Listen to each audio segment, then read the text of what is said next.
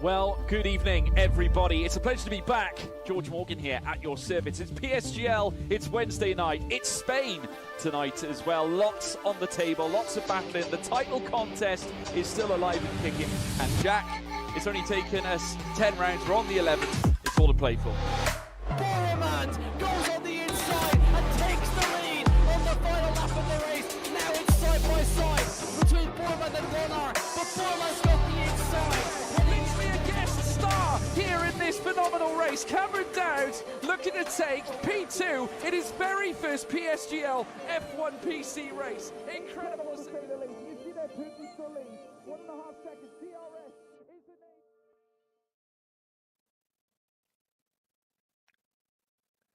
Good evening, everyone, and oh, great, what a start. The hat's flopped down already. Well, hello. I tried dressing up as an elf, and the hat's gone to fail. So, but yes, welcome back to the final round of the Series Championship tonight. Where, well, the first place in the standings with Ferrari that's done and dusted. But we have got a battle for second, third, fourth, and fifth between four of our esports teams, being obviously the Veloce Academy, Race Clutch, Williams, and RHG. So we've got a lot of action tonight. I'm your elf host tonight, and you can see on the right our ex-elf. Josh, Yes. He was in an elf suit last week, but has got rid of it at the wrong time. So you just got one elf now. Well, and Thomas says fit check. I'm not standing up with this suit on. No. no, I'd hope you don't, because I don't want to see what's slower. Because by the looks of it, it kind of looks like a bit of a long shirt with no trousers. No, there is trousers. There's also boots as well. Oh, okay. I'll show Going you all the out here. boots. There we are. All right, There's okay, special crap boots. check. Ooh, okay. We see that. Yeah, but as you mentioned, Ferrari's wrapped up the title, but we've still got it all to battle for PG and the Constructors. As well as 6th, 7th, and 8th all having the fight as well. And then, of course, you got the battle for 9th. There's so many different sort of battles going on here, and boy, oh boy, don't we have a good grid to kind of try and discern who's going to finish where. No, we do. We'll just have a quick look at the standings before we move on to our by far best grid this season. We can see is obviously Ferrari, who are leading us away by about 100 points to Veloce Academy in second. Then a little bit further back, we've got Race Clutch in third, Williams Esports in fourth, and RHG in the top five. Those four teams are battling for second in the championship tonight. RHG are 51 points back off from Veloce, so not likely they'll get second, but that chance is possibly there. Then we have SRT in sixth, followed by TF10, who had, yet again, along with SRT, a really good round. Last time out in Suzuka, obviously SRT finishing first and TF10 finishing in second. Then we have in eighth, Thomas Shank Sim Racing, followed by Vroom in ninth, and then FER rounded out that top 10 of the grid. And well, Josh, the lineup, we've cooked a little bit, haven't we? Only a little bit. But we've got the likes of Thomas Rodhart, Alfie Butcher, Luke Smith, Nicholas Longa, Isvan Pookie, Otis Lawrence, Alvaro Couto. We've got a lot of very quick drivers in here tonight. And I think this is, yes, I'm very excited. Yeah, this grid is stacked full of talent. It's the best one we've probably seen here at E-Series so far. And I, for one, am very much looking forward to seeing what, all of them are able to do. For the observant ones, you may have noticed that I'm not Josh Birch. Don't worry, he's not gone through drastic changes and stretched himself another foot taller. No, I'm filling in here for the last round of the season, wishing Josh all the best. But yeah, I mean, last week out, we got streamlined. We did. We yeah. got streamlined pretty bad. Jack West out of nowhere, rocking up, getting a dub. It's interesting, right? Because now we've got a bit more of an in-depth grid with so much talent covering the rest of the field. But I'm still paranoid. I still feel like we could get streamlined, and I don't know why. I just feel it. Well, we could be. I don't think it's that likely with this grid, but I think it's all the more than possible. Jack West, we know, is racing WRT1. He was our champion here in F2 last season, so he's got the pace. He's proved it multiple times that he's a very quick driver. So it's just about if he could do it on his day, and if this track is what he likes. Obviously, we're at Saudi Arabia, Jeddah Corner Circuit. A very difficult track. It's a little bit like Monaco, but in terms of speed, you've ramped it up 3 or 4 times because it is absolutely full throttle privilege the whole way. Apart from a couple of the corners which are not even that slow speed, they're just a little bit slower apart from turn 27 and turn 1. Everywhere else, it is literally foot flat to the floor, or just a bit of a lift or a bit of a press on the brakes. So we'll have a look at the track map as well, Josh, and you can see. Yeah. There we are. Oh, the there we go. Yeah, lovely. I mean, you got the 27 corners, as you mentioned, the big braking zone down into turn 1's going to be a great place for him to get overtakes with the 2 DRS zones as well. I say that 2 DRS zones. I'm not counting the first one. I know you can get a good run there going down into 22, but you try and make an overtake there, you could be jeopardizing yourself, and then eventually just going to get back past at turn 27. But there's so many different little intricate places in this track where there's chances for mistakes. I'm thinking some of the curbs for that first sector. If the car isn't hooked up right with the setup and the suspension slightly disagrees, you could be finding yourself in a wall. It's very much Monaco, as you said, but with the speed of Monza. And it's such an attraction to watch, and it's beautiful to watch drivers go and really push the cars all the way through the field. But of course, you push so hard, there's risk, and Jeddah's one of the circuits which will really punish you. When push comes to shove and you end up, maybe just overstepping the boundaries by a couple centimetres. Yeah, well, there's only so much you can push, and I think some drivers will be finding that out today. Some of them in an unfortunate way, some of them in a great way. They can get themselves a little bit further up on the grid. But we have now a little bit of, shortly a bit of qualifying action, but not so much in Q1, because we've got 5 drivers already going to be out in Q1. Obviously, 2 of them with a quali ban, being Harry for TF10 and Lenny Pepinta for the race coach team. But then obviously we have Istvan Pukki and Nicolas Longue racing for Ferrari. They've opted to start at the back along with Jack West for SRT. So we don't really have a qualifying one because those guys will retire. We'll probably have people test the Inters quickly and then get back into bits and hopefully move us on to Q2 very quickly, where we can actually see some great qualifying action. It's dry, as usual. It wouldn't be wet here. If it was, it'd be quite an odd thing to see. And still to this day, I've never seen a wet Jeddah circuit, so maybe the race could give it to us. And Papino, I believe, would be Nicolas Longue, because it's not Istvan Pukki, so it's got to be Nicolas. So yes, Papino is...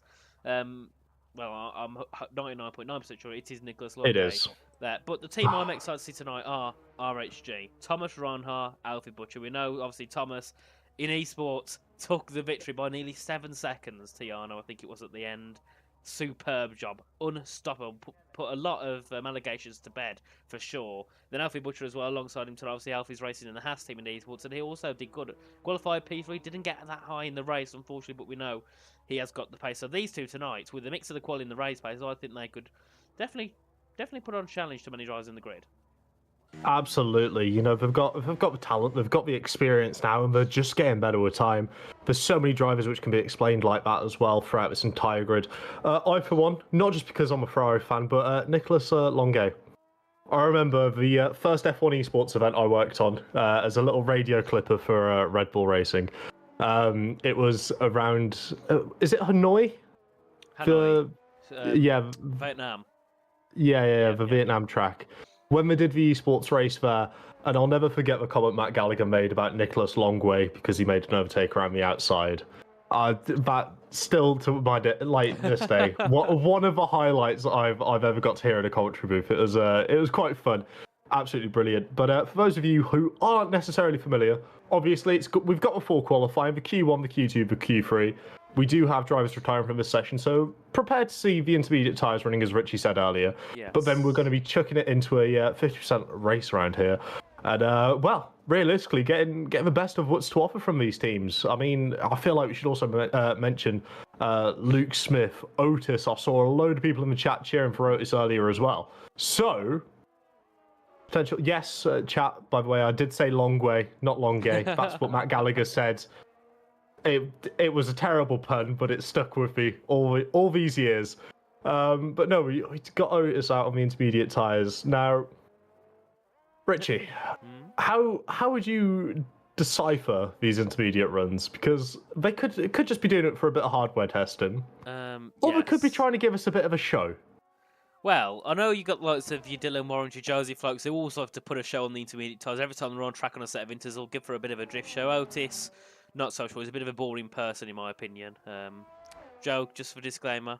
So I think he'll just do his lap and either complete it or head back into the pits. I think he'll just head back in. There's no point doing a full lap and then a full in lap. It's just a waste of time because these intermediate runs mean absolutely nothing at all unless Otis thinks, you know what, I'm bored. Let's just drive around and save myself 2 minutes instead of just sitting in the pit lane doing absolutely nothing. We've got a few drivers out on track as well. We've got both of the TSs, both of the Veloces, obviously Otis being one of them.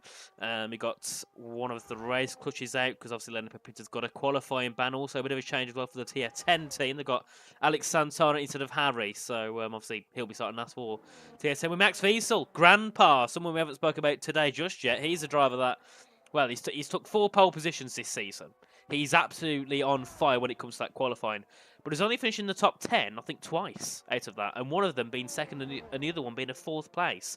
He hasn't really lit anything up in terms of the race. So maybe tonight could be a bit of a change for that. If he can get himself back up towards that pole position spot, you can see Otis Lawrence takes to that Q1 fastest lap with a 1:30.124. But it's nothing representable. It's a Q1 run on the Inters where no one actually needs to worry about being out because the only ones going out are the ones that aren't going to start anyway, which are obviously going to be Jack West, Nicholas Longay, Isvan Pookie, Lenny Papinta, and Alex Santana. Everyone else straight through into Q2. And as we said last week, and in previous rounds where people have retired early, it gives more drivers a chance to qualify higher up and have a challenge for the top 10. Yes, absolutely. And obviously, the further up the field you are, the more likely you are to get some points at the race. And when everything's so tight in the constructors, as we've seen, you know, every point is worth $1 million. It's so close up there.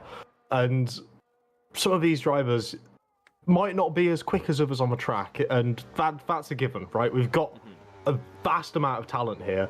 As you mentioned, for likes of Thomas Ronhart, Alfie Butcher, Luke Smith, Otis as well. They're so talented that some of these drivers might feel a bit nervous, but being able to get under and just start building a little bit of momentum in the qualifying stages, whether it's on intermediate tyres or soft tyres, just building the confidence to know that they're able to compete at this level, really makes it all so... I can't think of a word. so satisfying for them, and they'll be able to pick themselves up a little bit and really continue the march. But we do have some questions in chat. We've got a special one for you, Nathan. Can you sing Let It Go, please? It's for my 6-year-old daughter from Nova. No. First of all, Nova, I don't believe you've got a 6-year-old daughter because you are 16 years old. So if that's the case, I'll be very worried. So no, I'm not singing Let It Go again. It was a one-time thing for charity. So no, never again am I singing Let It Go or Bob the Builder. No, that was in the past. I think was it Saturday or Sunday. And I also noticed another a message in chat saying, "Will I race in an elf costume tomorrow?" Yes, of course I will.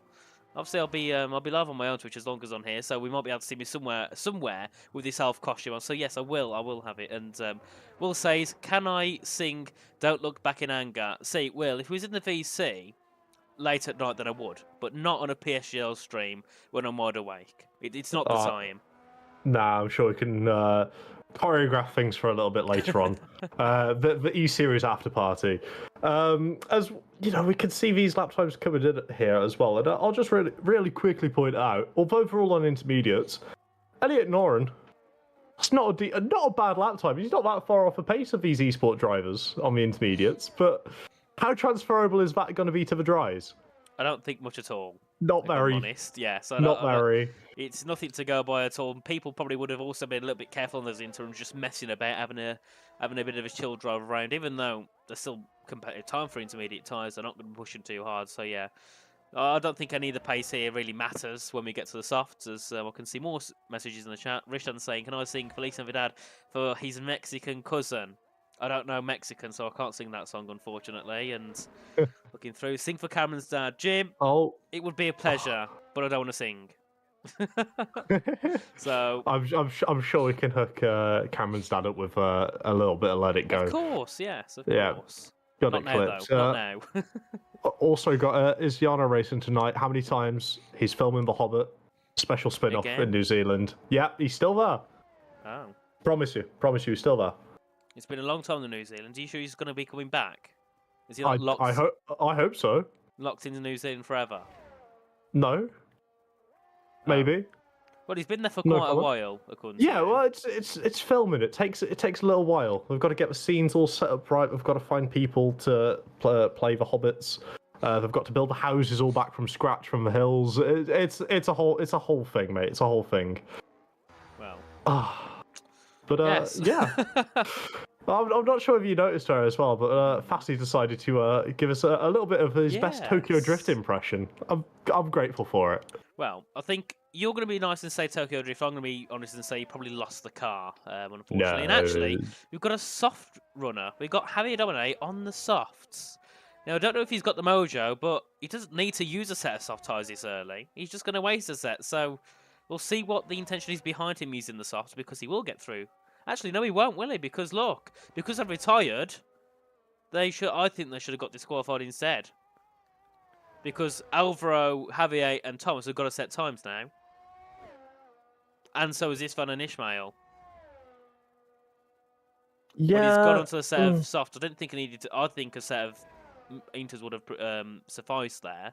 Because all you need to do is get a lap time on the board. So yeah, that has put them in a situation where they've got to set a lap, which is not the most ideal scenario. It would have been easy if they got DSQ'd, but it makes it look a little bit more unprofessional. So I suppose it's easy just to let them retire in the pits and let the others set a lap. So you can see Javier just heading down towards turns 27 for the first lap on the softs this session. It's not very rare we say that, but today it is, and it will be the only. Probably one of the only laps on the softs in this session as well, as you can see. Just coming through out of turn 27, up towards the line shortly. We'll see FER for once take the fastest lap here in qualifying up towards the line. What will it be for Javier Domine? A 126.828 puts him 4 seconds clear, nearly a Votis Lawrence in second. And we can see a few more out on track. Ronhar on the Inters, Alvaro on the Inters, and what about Isfan also on the Inters, and Leroy Brown also on the Inters. Yeah, I mean, there's bragging rights, isn't there? Being able to walk out of a session and say, yeah, I out-qualified Otis, Luke, Alfie, Daniel, Ronhar, all of them. I just out-qualified them. Easy work. Especially if he leaves out the intermediate tyre part. There's bragging rights. There's a lot of bragging rights there, but FER... We've got Elliot Noren, Javier Domine today, right? They've not really found the rhythm, have they, in this championship? No, I don't think they ever did, unfortunately. No, it's it's the last race of the season. Surely they're going to have to go out and try and go out with a bang here. I mean, Vroom, it's not an insurmountable gap. 29 points. They could do it, but they're going to need a miracle for it. I think with Reese Linton racing, obviously Reese joined in at Cota for his first round of the season, obviously after recently joining the team, and took a second place, was looking for a first. I think with him racing tonight, I don't think FER really have much of a chance unless Reese makes a mistake, because I know for a fact he'll be in that top 5, top 10. You know, he's proved it many times. We've got many of the fast people also starting near the back. Obviously, lots of Lenny Papinta, Isvan Pookie. Obviously, our last week's winner, Jack West and Nicholas Longgate, starting near the back. So that does give the likes of Reese a little bit more of a chance at the front, which he could do anyway. But it just gives him that little bit less pressure when fighting for those positions. So I think FER, they've got to either get a car on pole, or they're going to have to struggle a lot and just grab at everything they can throughout the 25 laps here at the Jeddah circuit, which, yet again, safety cars could come into play. That could help them. If not, then it's going to be, I think, yet again, another dismal race, because it seems like they just haven't found their feet, because their drivers are quick. Their drivers are very quick, but they just never seem to find their feet in any of the races, and then it just all tumbles down for them. A little bit like what's happened with some of the drivers at Vroom. They start in a bit of a poor position, and then they can't really get anything from it. They seem to go down, so I think it's also a lack of motivation that the drivers must suffer from when they enter that race in a lower position? I don't feel like it's necessarily motivational. I think it's self-doubt. I think it slowly starts creeping in. It's natural, right? Because some of these times you look at these drivers putting laps in around these circuits, and you think, "My word, they're not human." Back in the day on ACC, we used to call them aliens because they used to be finding 2 seconds out of nowhere, and you can't get the time out of GT3 car, and you're like, "Okay, right, absolutely not on." But all these guys still human after all. All of them, well, I'll say all of them, most of them, end up, showing a little bit of pressure here and there, with a few exceptions up and down the grid.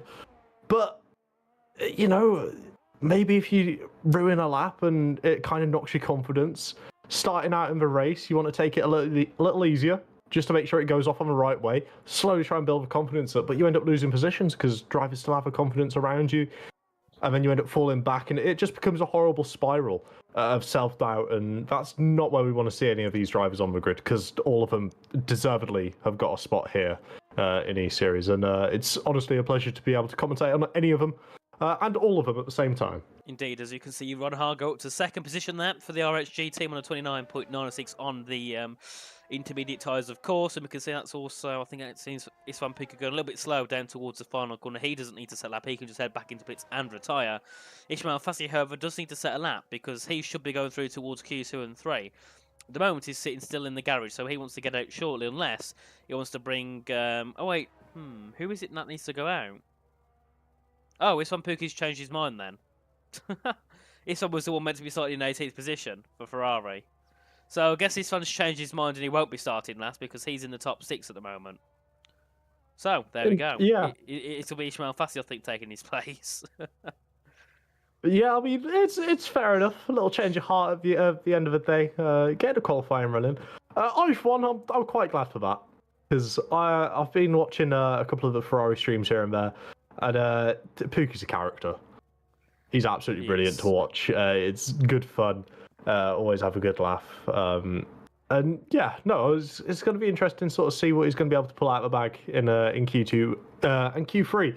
But for those of you who aren't aware, we've got a couple drivers serving quali bans, a couple of them at the back as well, because the titles.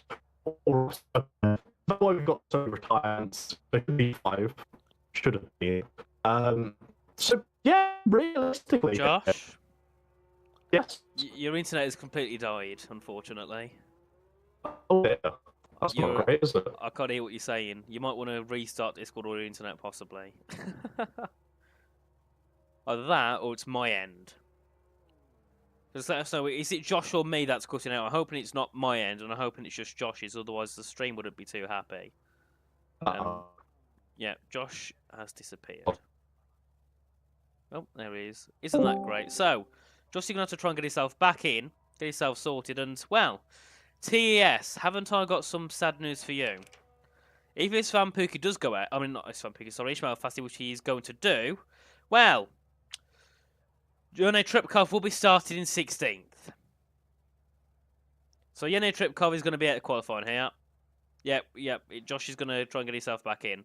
So, TES, after getting told that 5 drivers will end up not going through to Q2, one of them decided to actually, no, we're going to go out. So, Yone will most likely be able to qualify now, which is indeed a big shame, of course, considering that they was meant to easily be through because, well, those were meant to be 5 retiring in Q1, so that's not ideal. But further ahead, everyone else will be going through in towards that Q2 session. Obviously, only 15 drivers going through because then we'll have a 15-minute Q2 session. Then, obviously, 5 drop out from that, which will be 11th down to 15th. And then it'll be the top 10 going through into Q3 altogether to fight for that pole position. Josh, are you a little bit better now?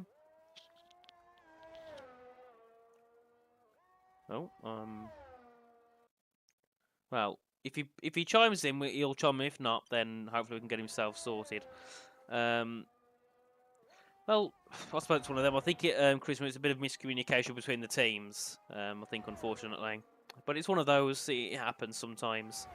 But we can see Ishmael now on a outlap, just heading round in towards turns 22 through to 24 to begin what will be his only lap in this session. We've got a minute and a half left to go, and and if you just joined in, you might be thinking, oh, why is everyone retired? That's because we've had people meant to be exiting out of Q1 without a lap so they can start the back. Well, bit of a change, but still the the mojo goes. So everyone's just set a lap and retired on the intermediate tyres, apart from Javier Domine, who took a set of softs out to set the fastest lap time in the session. We can see Ishmael now just head down into turn 1. Josh, are you back with us? Not quite. I'm still trying. Okay. You're a little bit laggy again, so I'll let you try and sort yourself out. We can see Ishmael's let off his lap, but all he needs to do is get a lap on the board and beats the lap of Yano Trutkov, which is currently a 1 minute 31.905. So it shouldn't be too hard to beat, but we'll see if he makes a big mistake. That could also drop him out of qualifying. So, yeah, wouldn't be ideal for Ishmael, but it seems like he's most likely going to get through on that time. We're just heading down in towards turn number 13. To the left, here he goes. Normally you break around the 50-metre board and get back on the power. In these inters, you can't really just slam it down. You're going to be a bit more careful on the throttle and also more careful on the brakes. It's easier as well to lock up all your tyres. As you head down towards this next chicane, yes, again, be careful on the brake and the throttle as you fly through. Back on the power, DRS will be activated down towards the next high speed chicane at turns 22 through to 24. Josh, for the third time, are you there?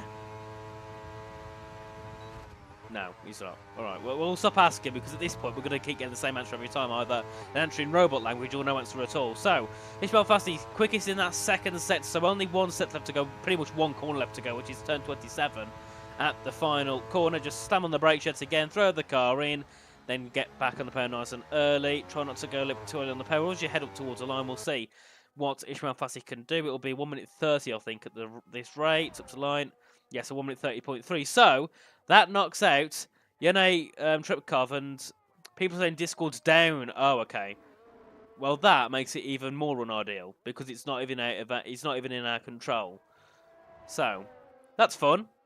And that's going to be also more fun for the people who are having engineers because now they're going to have no communication. So, amazing for those. Not amazing for Josh. Luckily, I don't need to be affected by Discord because I don't need to use it to speak. But we can see Elliot now just head round in towards the final few corners. He'll be exiting Q1 in ninth position, meaning he will be through into Q2. And yes, Discord has died. I'm still trying. Oh, you back with us? Speak. Oh, hello. No, not quite. I don't think. Meh. You're getting there. We're trying. Yeah, it turns out just Discord is down, not you. So it's yeah, nothing we can control. Oh dear. And finally, we will end Q1, and it will be starting from the back. Yano Tripkar, Jack West, Nicholas Longate, Lenny Pipinta, and Alex Santana. We'll run through the classification in just a second once we get Elliot back into the pit safely. And surely, we can see the mechanics there just looking at the Mercedes as they wheeling back in towards that pit lane on those used set of intermediate tyres. And there we are. And when we get that long-awaited bit of cutscene over, we can end it. So, Javier Domine was the quickest there in the Q1 session ahead of Thomas Ronard in second and Notice Lawrence in the top three. Ishmael Fassi ahead of Luke Smith, Alfie Butcher, Isam Pookie, Daniel Elliott and Lee were rounding out the top 10. Then we had Max Wiesel in 11th, Reese Linton in 12th, First Fires in 13th, Alvaro Carton in 14th, and Andre Molnar rounding out the top 15. All the drivers going through towards Q2, but unfortunately we did lose Yano Tripkov, Jack West, Nicholas Longate, Lenny Pipinta and Alex Santana, so unfortunately they will be starting from 16th down to 20th. For some of them, it's a quali ban. For some of them, chose not to qualify, and then, well, unfortunately for Yone, was just caught unlucky with the fact one of them decided, nah, you know what, we'll qualify instead. So yeah, that's unfortunate for the CS team. But we get through towards Q2 very shortly. We're in Q2 right now, actually, and we can see in a minute the times pop up on our screens. 15 minutes left to go. 15 drivers qualifying here for the top 10. Obviously, the top 10 will go through to Q3. The 11th down will unfortunately be out in Q2, and we'll have to start from those positions, whereas everyone else can try and fight for that pole position, try and fight to be on the front row of the grid. And we can see a few cars already heading out onto track. We've got one of the Veloces out. We've got both Veloces out. We've got as well, I think it was also Max Wiesel headed out the pits. And then we'll see, I think that's one of the Hassi, one of the Alfa Romeos also headed out onto circuit. So it will be the two Veloces out first on track, the Otis Lawrence and Daniel Hjelton. Obviously Otis His first race here this season, he's part of the McLaren development team. He's a very quick driver. I think if he was old enough, he'd already be in esports because he is absolutely flying all the time. And we've got Daniel alongside Daniel yet again, another driver who we should see possibly fine for esports spots in the next couple of years. He's a very quick driver, obviously one of the young ones as well. So yes, he's a very promising upcoming star. So I'm keen to see what he can do as well in the future. Josh, you keep joining disconnecting. Have you has Discord finally sorted itself out? No. Great. Well, there we are. We'll pop our lap down to the board so you can see the sets people are setting. We can see a little bit further ahead it will be Otis leading them away. And then behind him will be one of the Williams. We've got the two Alphas, obviously RHG being Alfie Butcher and Thomas Ronhard. Two drivers we didn't see in Q1 because they did their laps and headed back into the pits. Nothing much happening from those guys, same as everyone else pretty much. No one else we've really seen qualify apart from a couple of names. Obviously such as Javier Domine, who set a proper lap on the soft tyres, so he's got a little bit more practice. He knows a little bit more about the track now in these conditions than the others did earlier, obviously, who didn't set a lap. So we can see them all, I believe, will be on softs. Yeah, they're all on soft tyres, brand new soft tyres apart from Javier. We'll see if he chose to do a set of used or a set of new, obviously depending if he wants to save some sets for Q3. So Josh, heading down towards turn 27, Otis will be the first one to begin a lap. Yeah, I wish I was still able to talk properly about it, roboticizing, I guess. But no. Why alright? No. No. Still robot. Right, okay. Okay, do you want to try it in private call rather than the server? Go for it. That's what I'm thinking. Right. Right, so bear with us for 1 second quickly. Hello. Hello. Hello. Hello. Is this all right? Oh, actually, it's a little bit better, to be fair. You're right for once. There we are. Well, imagine. Otis here, absolutely hooking up this first sector beautifully. Myself, being watching it as he just drifts a little bit wild. Cast cursing even with a robotic voice. What can I say? Yeah, not ideal, Josh. Alvaro's on a first sector. He's heading down towards turn 13. His first sector will be at 31.477, so we'll see what he can do on this lap. Obviously, Alvaro Carlos on a driver. We should be seeing fight for that top 5. Should be fighting for that pole position easily here in this grid, as he's just heading down towards turns 14 and 15 at that very high speed chicane. Just want to shift down to about 5th gear, get back on the pole, use those curves as you ride through. Now down towards turn 22 with that DRS, of course, in aid through this section of the track, which has actually got corners, but to me, they're not. They're just little kinks to the right and left. They don't class as a corner for me.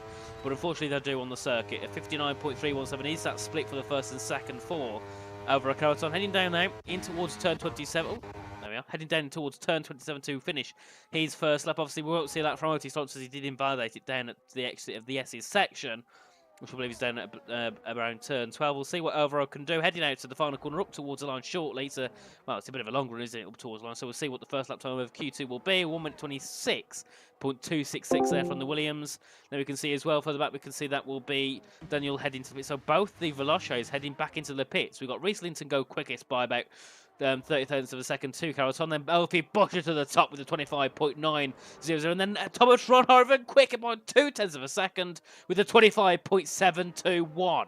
So we've still got many people improving heavily through this session. Max Wiesel popped himself into third, Molnar into fourth position for the Vroom team. Then we have Elliot Noren into the top 5 for FVR. We'll have Fly's Fires come through as well. What can he set for TES? He will only go in 8th position, bit of a poor rating there from Fly's set. Will also be Leroy Brown into the top 5 as Ishmael Fazzi pops himself just between the two RHGs, and we've got a few cars still left to come through. Javi Domine, he's into the pit, so he invalidated. What about Isfan Pookie? Because he's on lap time, he's sending down. It was purple second sector. I've changed the server setting on Discord. We're in America now, not Jeddah. Oh, we're fine. We're fine. We're beautiful. We're back. Pookie is also back down this main straight. He's going to be looking to try and pop himself into this top 5. A little bit of bragging rights here and there. You can see he runs it very, very close to the edge there. And he ends up popping himself P2, only 100th behind Thomas Ronhard. That's a very close gap, is it, between the top 2, and then obviously Fassi just behind them as well. And surprisingly, the grid is actually quite spread. Between 1st and 10th, it's 0.5 of a second between Thomas and Alvaro. So quite a big gap there between those. Obviously, Otis Lawrence didn't get out on a lap. Well, he did. He just, unfortunately, invalidated down at turn 12. Veloce need to get through to Q3. They need to be fighting for good positions because they're sitting second in the championship. They've got Racecourse right behind. They've then got RHG and Williams right behind them. So they can't afford to have a P12 and P13. They've got to be in that top 10. They're going to be fighting for top 5s and wins. So obviously Otis, I think we know he's a very quick driver. He can try and do that, I think, best out of anyone on this grid. So we'll see what he's able to do. And he heads down towards turn 13. I feel like he's just going to take it sensible, take it a little easy on one of these laps, just so he can get the banker in and then really try and hammer it home. Otherwise, he's going to get caught up, and then if he gets another invalidation, he could be in some serious trouble coming to that final run because the pressure's going to be on. And you know, he's experienced head on young shoulders. We've seen it throughout history, especially in real F1 as well, with some drivers such as Max Verstappen, great example. He was so quick, but he just didn't quite have, you know, that ability to understand the situation. Otis here, we know he's just a little bit better than Max in my opinion. He's just got to find that time and that opportunity where he's able to get this car in a good operating window and not have to put the pressure on himself. Yeah. He has to release a little bit because it's not all on his shoulders. No, I think Otis, you know, he's obviously been on the Xbox before he came to PC, obviously when he was FRA Elite 45. He's got a lot of experience, but he's got engineers behind him. He's got a team behind him which can help him. So I think that's the key thing for these drivers. They've all got team members. They've all got engineers or the drivers managers that can all help them. I think this is what sometimes can set these drivers apart from the individual drivers. The people don't have a team. They don't have backing behind them. They don't have that motivation, support to help them. Otis here has got a lot of it as he heads down towards that first corner to begin his first lap of the Q2 session, which hopefully won't be invalidated. He heads through now in towards turn 4. Full on the throttle, and he'll brake in towards fourth or fifth gear, get back on the power, ride the car round. Then be careful not to touch the wall, but get very close to it through this next section. Just hop the curve, try not to run wide on that curve, as that will send you straight on through the corner. Then into the first sector, he doesn't invalidate, he's going to get a first sector in. He heads then towards turn 13 and 31.234 in the first sector. He heads round now in towards that long banked corner, back on the power, ride wide, as you can get yourself back onto the power nice and easy through towards this next high-speed chicane. And we'll see what he can do in that second sector once he reaches the end of this little bit of a DRS dose down towards turn 22. Back on the power. DRS now, obviously, a bit of an easy straight. This is not much is needed down this little bit. You just get your foot down and just throw the car round. It's the trust he's got in the car here. You can see on turning over the curbs as well. He's got so much trust in that car that he's able to run it so close to the wall and so aggressively over some of these curbs that he's just completely fine with it. It's beautiful to see as he's going to be approaching here for turn 27. We've seen laps destroyed here at PSGL before, but it looks like Otis is going to be able to carry that speed through right next to the wall as well. It's been an absolutely superb lap to ride on board with, just to kind of get that idea of how much these drivers are pushing it. It's a well-earned provisional pole position in this Q2 session, man. Yeah, brilliant there from us. As we can see, Luke Smith come through the final corner, obviously racing here for Racecourse. His teammate Linda Pinto will be starting 19th after a qualifying ban last time out in Suzuka. We'll see what Luke Smith can manage up to the line. Will be P5 there for the Racecourse driver. Then we got Daniel Hjelton as well coming through to complete his first lap in this Q2 session. Where will he pop himself towards the line? Will be P5 there for the Veloce Academy driver. Then we got Javier Domine as well heading down towards turn 27. He's got a few cars on out laps. Got to get out the way of them as he heads down towards his braking zone. That knocks as well Alvaro Carreton right down to 13th. He's going to have quite a bit of pressure on him now, coming through towards this next part of qualifying. What can Javier Domine do as he heads up towards the line? Well, pop is up just inside that top 10 in P9, but we've got a few drivers on laps. We've got Reese Linton coming through that first sector currently in 13th for that 1 minute 26.239. He's going to find at least a tenth and a half if he wants to try and get himself through in towards Q3. But then again, it seems just the drivers have gone out quite early. They've still got 5 minutes left. Yeah, they've gone out very, very early. I suppose it's, maybe out of fear that they just didn't want to get held up in traffic. So they've all decided to try and split the run plan, but all of them have seemingly gone to the same run plan. You've got Rodhar and Pookie also on the outlaps, just about starting the lap now as well. But all these drivers here, they're going to be scrambling for any sort of track position throughout the entire, outlap, in-lap, everything. They're going to be trying to find any sort of window where they're able to get that car operating in a suitable fashion that they're looking forward to. But Reese Linton is absolutely chucking this Paul Haas around the circuit like he just doesn't care. It's absolutely fantastic to watch a cars with so much lateral force getting pushed and pulled around every single corner. And now he's going to be approaching the turn 27 once again. Goes all the way to the right, maximising the corner entry, opening up the angle, opening up the steering to run it out to the wall. Absolutely beautifully well done. They're getting so close to that wall there on the exit as well. And they're taking the shortest run to the line on the far left side. And that'll be Reese popping himself P4. again, 600ths away from that provisional pole. Yeah, brilliant improvement. As we can see, I think that's Leroy Brown back into the pit, so he won't be setting another lap time. We got Flyers Fires as well. He's heading back up towards the line. We'll see. Can he get himself out? No, he goes back into the pits. What about Alvaro Carreton? He's heading down in towards the final corner shortly. We'll see if he can pop himself back into that top 10 as he heads down towards Centre and 7. Out on the brakes, get back on the pair. Alfie Butcher goes quickest there by half a tenth to Otis Lawrence on a 1 minute 25.612. Alvaro Carreton back into the pits, not going to set that time. So, coming now in towards the end part of Q2, the people in the drop zone are Andre Molnar, Leroy Brown, Elliot Noren, Alvaro Carreton and Flores Fires as Thomas Ronhard goes quickest again by a tenth of a second to his teammates at this moment, Josh. Can anything stop RHG? As he stopped, well, he's from Pookie can. He can stop one of them at least. Pops himself into second, but still no one can top Thomas Ronhard. That is a ridiculous lap from Ron Harver. Very well controlled. Watching him just take that final corner as well. He left absolutely nothing on the table going through there. It's absolutely phenomenal. You can only really imagine what the rest of the lap was like when, it is Ron Hard driving. Absolutely phenomenal. But yeah, Pookie as well. Great lap time. But I don't know. RHG, they seem like they might have this one under lock and key. At least for a top 5 finish for both of them here in the qualifying. But of course, qualifying's not what matters. It all comes down to the race, right? Yes. So it'll be about trying to navigate that first corner when they get to it. And we should surely know by now, Jeddah, turn 1. It's interesting sometimes. It is. It always is. But I think we've got a very good ending to Q2 because you can see Javier down to Elliot, they're separated by just over a tenth of a second between 4 cars right on the cusp, if not out of the Q2 session at this current point in time. Alvaro and Flores, yet again, 2 very fast drivers. Obviously, Alvaro racing in Williams since before time began, and Flores Fires, we know, obviously used to race for Haas back in 2019/2020, so they both have experience. They know how to get themselves out of the Q2 session to getting it done at the right time. If these two can get themselves out the top 10, that puts under even more pressure on the other drivers who are still going to be struggling to find half a tenth, struggling to find a tenth in their laps. Lots of Flores and Alvaro. Flores has got to find at least 6 tenths. Alvaro's got to find at least 3 or 4. So they've got a lot of time to gain. But I think it was just the fact they must have just made made mistakes on their laps, because we know for a fact those two aren't that slow about it. If not, you can see those two probably easily fit in that top 7. Yeah, I mean, I would have put money on them going through into Q3 from the pace they've shown before in other racing divisions, and also here at PSGL as well. It's been fantastic. So, I'm kind of interested in this one because, yeah, they did save it and they're going out for a run now, but the rest of the drivers are all coming out for a run. Apart from the 2 RHG drivers, Pookie and Max Wiesel, who thinks he's safe, which I'm going to have to side on. I think he might be safe. See, I'm going to say he's not, because we've seen times, I think there was once where Nicholas Longo was in 3rd, retired, I'll be safe, was 17th at the end. I think 5th. I think there'll be more than 5 drivers that can improve to a 0.6 here possibly. So I think Matt could. I think it'll be close. He'll either be 9th, 10th, or 11th.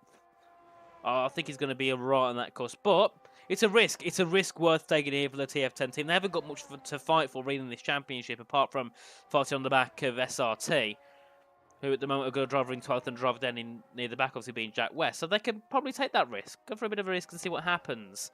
As you can see, Flores, I believe, has already started his lap. He's heading down towards turn 4, getting started very early, along with Alvaro Carreton. Yeah, I mean, I mentioned before they wanted a little bit of clean air, as Flores there just has to make a slight correction on the wheel going through Sector 1. Very, very close, very tight to the wall. It's exactly how he would want it. We can see this Papaya McLaren grazing itself over the curbs as well. Absolutely brilliant work there going through Sector 1, but it's not purple. Oh, Otis! Oh my goodness. Oh dear. That's a wall, isn't it? That is a wall. He's lost the car completely. Otis could be out of qualifying. It might very well be. Flores, though, also had a little bang coming up out of the turn 13, chucking himself all the way down here, trying just to build up that little bit of speed, flicking the car to the left, riding the curb on the right, gets sent back out to the left, and now he's just going to have to try and straight line this as best as possible, keeping it tucked into the left-hand side of the wall before swinging it up to open up this corner. And so far, it's looked like quite a solid lap, other than that slight little snap in the first sector and a little rub on the wall. Is it going to be enough, though? That's what I'm waiting to see. That's what we're all looking for here. Rear wing wide open, coming down that start-finish line. It's not enough. No. Floris. A few costly mistakes. He's out of qualifying. Otis is safe now, but I believe Otis will be out because he crashed. I believe if you crash, it knocks you out anyway.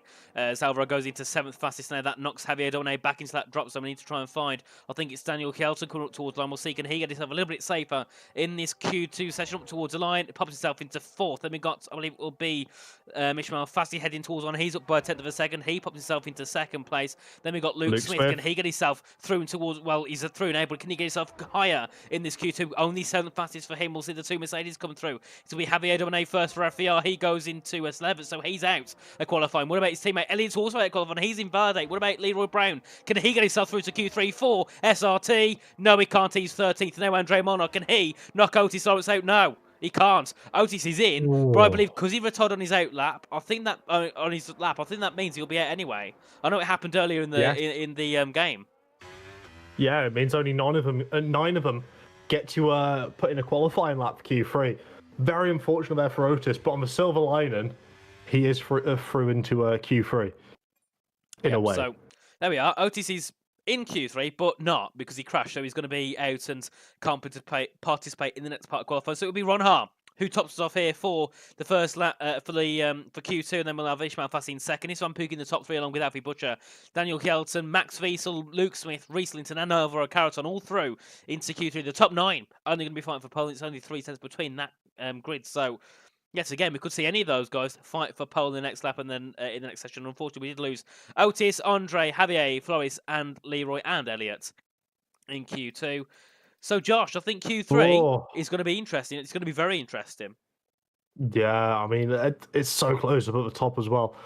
I don't know. I feel like now that Veloce also don't have their drivers to run in unison, that's going to put a bit more weight on Daniel. He's going to have to find a little bit more time without the slipstream, which is going to be such a tough ask. But if Veloce has proved anything to us, there's a reason why the P2 and the constructors, right? Yeah. They've got they're quick. Yeah, they've got a very good roster of drivers. I think the thing is as well, is even if they haven't got the fastest roster, they've got the most consistent. Every driver they bring in can perform. Some teams have a really good driver and then a driver that can't perform as much. Whereas Veloce, they're constantly near the top. They're constantly in that top 5, top 6. They've always got drivers that could do well, and that's what it is. Consistency more than anything in this championship. Yeah, of course. Consistency goes certainly the distance, to say the least. I'll tell you what. I'm very interested to see what people are going to say about who's going to get pole. So I'll tell you what. I'll craft up a little poll here for the poll. It's terrible. I know. I'm sorry. No. Between the top 3. Yeah. So the poll for poll will go up The shortly. poll for poll. So there we go. That should be sent. Get into the live chat. Give us a vote. Let's see the numbers before we say our opinions. Promise you, we're not going to cheat off of what you say. We haven't got much happening at the start of Q1, so we'll have a look at the vote now. So it's Ron Haar with 73% at the moment. We've got other. Oh, wonder who that other is. Let us know who the other driver is as well in the chat. So we put kind in of know. chat. Yeah, if you vote other, let us know who you think it will be. Ron Haar still leading the vote away. Pookie 6%, Fassi 16%. Well, I don't think anyone's going to top Ron Haar on this vote. He's still at 58, 60%. Get your votes in, everyone, quickly before the Q3 gets underway. Well, I'm going to go for my vote, and I'm going to say Thomas Ron Haar. I'm going to go with the easy bet. I don't know why, but I'm feeling Alfie Butcher. Oh, okay. So we're both going for the same team. Yeah, I reckon Alfie can pull a blinder here. I don't know why. Yes. Well, I can feel it. If you don't think it's Ron Haar, if you don't think it's Fassi, if you don't think it's Pookie, put in the chat who you think will take pole position here tonight, because we have a vote for Opmir. Opmir's up here. We have a vote for Max Wiesel, Grandpa. Remember, he's taken for this season. He's definitely worthy of it. He's definitely proven it. But he's on a different. This is a different caliber of grid. Can he perform against this, esports-like grid? And we can see yet again, Jonas says Max on top. So lots of votes for Max Wiesel here in the live chat. Josh, you should have put that one in the poll for poll. I should have. I'll tell you what. We'll keep this poll up until we get all the drivers out for at least one lap. Then we're going to end it and come and judge what you're doing, because I know what some of you are like. You'll change it. Oh, they will, of course. As Absolutely. You can see, Ron Haar's got that 61%. I don't think anyone's going to beat that vote at all. We got 13% for Fassi, 3% unfortunately for Pookie, and obviously other being 24%, and then Yeah, Discords are broken again, Brett. As you say that, Josh, are you here? Oh? Yes, I am. Okay. I'm still here. Okay. Brett says Williams have lost all the comms because their Discords are still broken.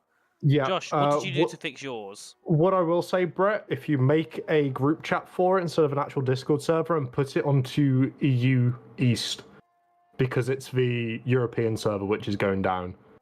So hop over onto a different server for whichever location you reckon is going to be best.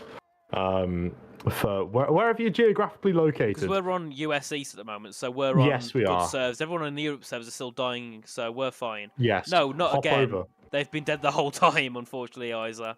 As Ishmael Fassi, Josh, you just started his first lap of the session.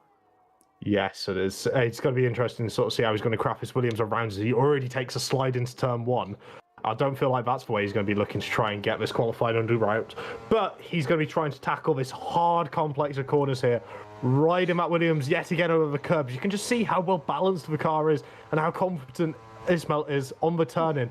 Again, just a slight lift. That's less of a lift than we've seen other drivers take through there. So you can tell he's really still going for it despite the slide in Sector 1. But purple Sector 1, first driver, it's expected. But to me, that still seemed like a very quick Sector 1. Seemed very, very much in control after the slide coming out of turn 2. As he's flicking it to the right-hand side to ride the curb back on the left, running it out to the wall on the right, and he's got a little bit of traffic here as well. They'll part the seas for him so we can keep going on the racing line, keeping it as straight as possible, trying to minimise the distance he's taking during this entire lap before flicking it into the left-hand side as well, riding the curb, and it pushes him back out. Not as far as we've seen other drivers take it, though, so it does tell me that this Williams is absolutely glued to the floor, and there's no way it's going to be shifting going through the fast speed corners, but it'll be the slow ones he'll struggle with, and we've got this one of the slower corners on the circuit in this final corner, but he's absolutely nailed it, running it nice and wide about a Aramco barrier, and he's going to be keeping it to the left-hand side, as mentioned, to keep the shortest distance possible to the racing line with a 126 flat. That is not bad at all for a good starting lap. It's not, and I believe he would have been unused, possibly. Because Yes. We've seen drivers in the 20, you've seen people in the 0.6s, 0.7s, so yes, it probably will be a set of used tyres there for Ishmael Fast. As you can see Alfred Butcher now beginning a lap, he's heading down in towards that first corner. Obviously his teammate Thomas Ronald sitting just behind RHG, 5th in the standings, 51 points to Veloce Academy in 2nd, so they've got a lot of work to do. Is it likely they'll take 2nd? Of course not, because it would mean Veloce Race Cushion Williams pretty much have to score nothing. Which obviously in this, in this you get points for every position, so it's most likely not going to happen. But anything can Never happen. say never. They can try and get 4th or 3rd, maybe I think, in these standings. So we'll see what they're able to do. Obviously with this really strong lineup of drivers, and you can see over there getting a bit twitchy on the curb out to turn 12, heading down towards turn number 13. He's got 3 tenths there on Ishmael Fassi in that first sector alone. 3.5 tenths on one driver. So at the moment, Alfie is pushing like hell on them at the minute with this first sector alone, looking for a point. 25.7, I think, obviously compared to Ishmael Fassi's lap. So we'll see what he can do in the 2nd and 3rd set to run the wall pretty much through the exit, that high-speed chicane now in towards the long DRS straight in towards turns 22. We'll see what he can do through this middle set. So it was a 59 flat, I think it was, for Ishmael Fassi. It was a 58.8 there for Alfie Butcher through that middle sector and first combined now. Hugging to the walls, he heads down towards the final corner on this circuit. Turn 27, just passing the Williams in towards this next braking zone. What will it be as he heads into that? Break that 100-metre board, throw the car in, out of the final corner, get it nice and tight, hitting the wall a little bit, but nothing too harmful. Heads up towards the line. What will it be for Alfie Butcher? Will it be quick enough for Ishmael Fassi?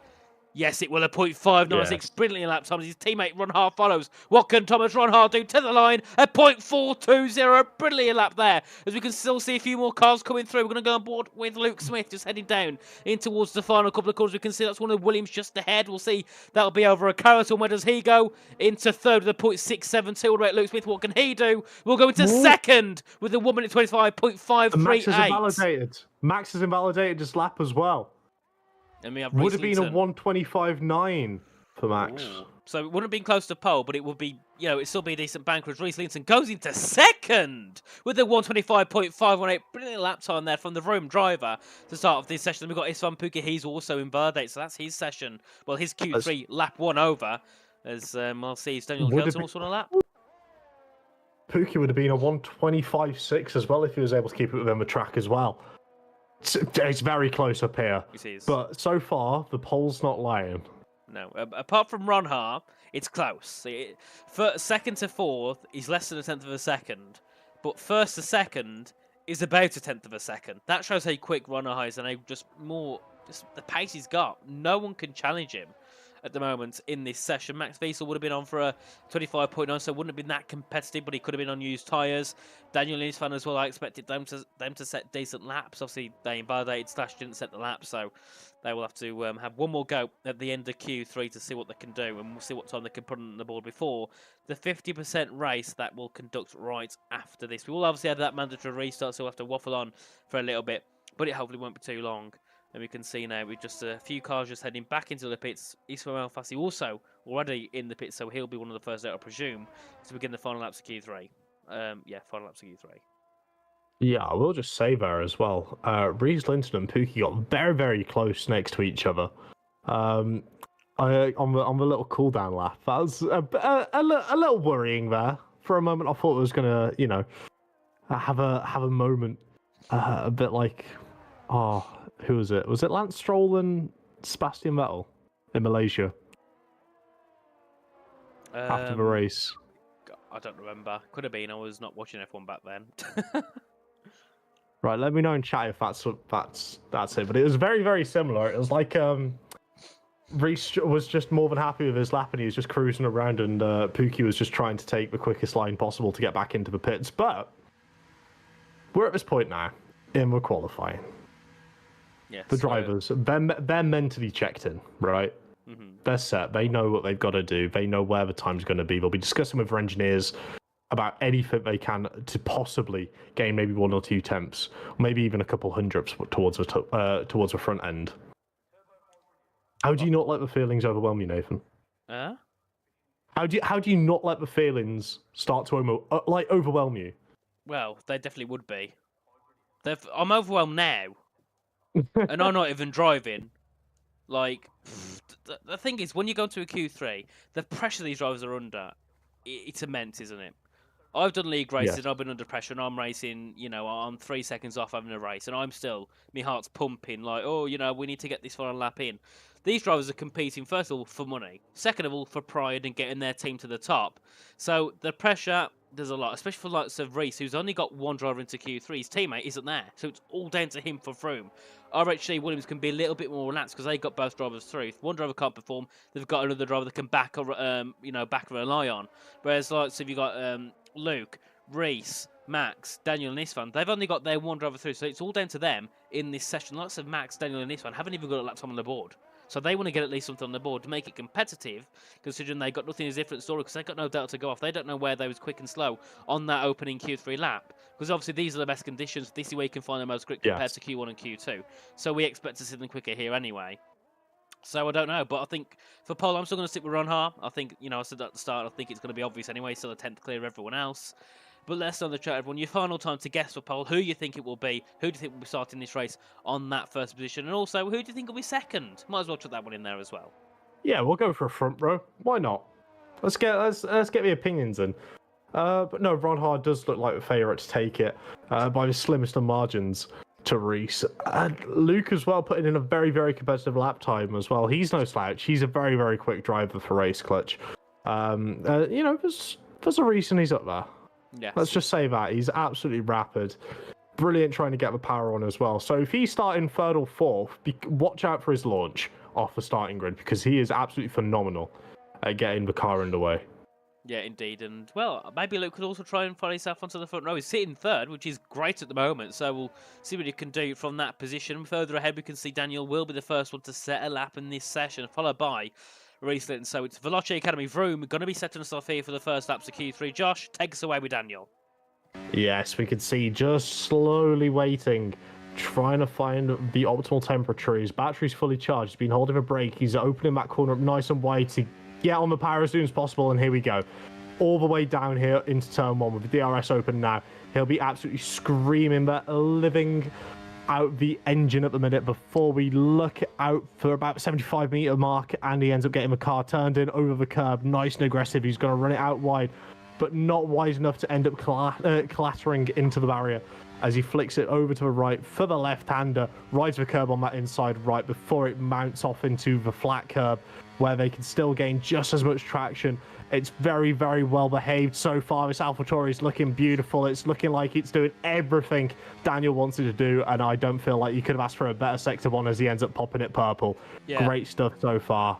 That's a brilliant first sector there from Daniel. A 31.1, considering he had a bit of a messy turn 1, 2, and 3. Wasn't the cleanest at all. He probably lost half a tenth, maybe a tenth in that sector, so it wasn't the best first sector, but he's trying to recuperate it in this middle and third sector. You can see pushing very hard now is the AlphaTauri, heading down with the DRS in towards turns 22, 3 and 4 at the high-speed chicane. What will his middle set to be is a question of 58.7. That's decent. That's very good for Daniel. That's, I think, higher than what Reese did. So maybe we could see Daniel try and fight for a possible pole position as he heads down in towards the final corner here for the final time in qualifying. Please don't do a Max Verstappen, Daniel, as you're heading towards the brake zone into turn 27, down to third gear, get back on the power, ride along that curb up towards wall. This is a brilliant lap. What will it be for Daniel? Will it be a front row up towards the line? This is brilliant from Daniel. It will be P2 with a 0.453. Linton to follow suit. He's actually down in the middle. Set to where will he go? Stays in third. Then we've got, I think it'll be Alvaro Carlton coming through. No, once he goes into fifth, sorry. As we can see, Max Wiesel only into seventh with a 0.620. I'm trying to find who comes through. Ron Har improves by 0.2 of a second with a 0.263. Alfie Butcherani manages into P6. Sam Puka goes into second, and well, it all fell apart because I couldn't find who was who. Yeah, so, and there Luke, we are. I'll tell you what, Luke and Alfie also invalidated the lap time, but Ismail is good enough there to pop himself up into P2.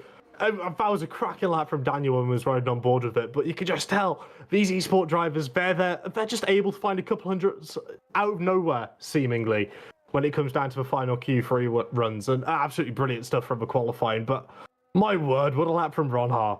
Yeah, brilliant. Absolutely brilliant. A 25.263. Now, I can't see anyone beating that at all. Well, no one can at least now because qualifying's ending. We'll see the final classification shortly of the Q3 session. And you can see it was Ron Hart on pole, a 10.5 clear of Ismail Fassi in second, and then Iswan Puki in third. Daniel Kjeldsen in the top four, followed by Reese Linton, Luke Smith, Alvaro Carlton, Alfie Butcher, and Max Wiesel in the top nine. Otis Lawrence, I think, will start 10th.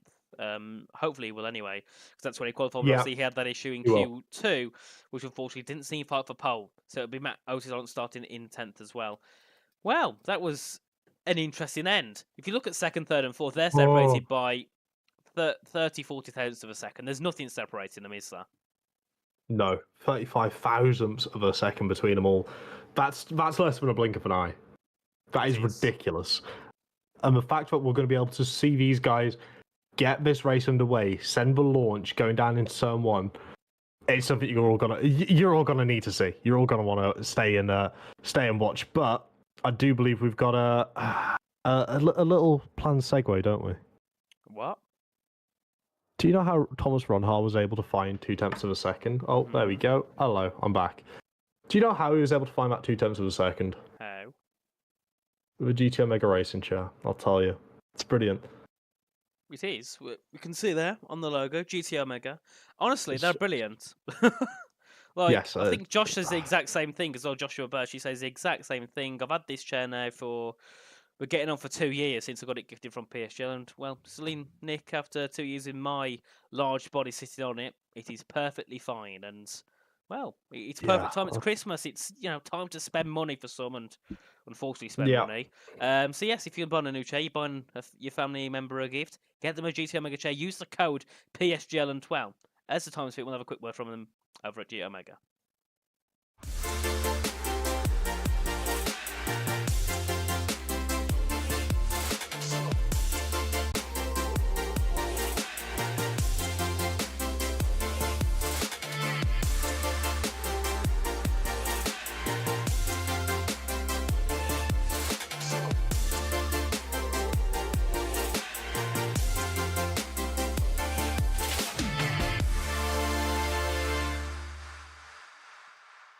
And we are back, and, well, qualifying's ended. We're getting ready to start the race very shortly once the grid is all set up and everyone is in. And now we've got the long podcasts between Elf and ex-Elf. Old Elf. How is it at the factory, at Santa's factory? Are you still pumping out the GT Omega cockpits? Maybe. I can't remember. It's a long working day. Yeah, I saw the list as well. A couple of these drivers, they should expect an orange, a big lump of coal in their stocking. A lot of them Some of them have been a little naughty. Well, a lot of them expect a brand new sim rig, which a lot of money. Us at Yes. the Santa's factory don't produce those because they cost too much Yes. to produce. So that's why we leave GT Omega to do that. Yeah. Tell you what, says, what am I sensible. wearing? Hang on, let me get the final piece of the Go puzzle. on. Equip I it. hate the headset here. It's horrible. Nah, fully equip it. It's beautiful. Right, I'll tell you what. Even put the shoes on. We get a foot cam just underneath his name. There we are. There we go. Lovely. The hat. I hope you're happy Oh, now, Timo. blimey. Timo, you caused us.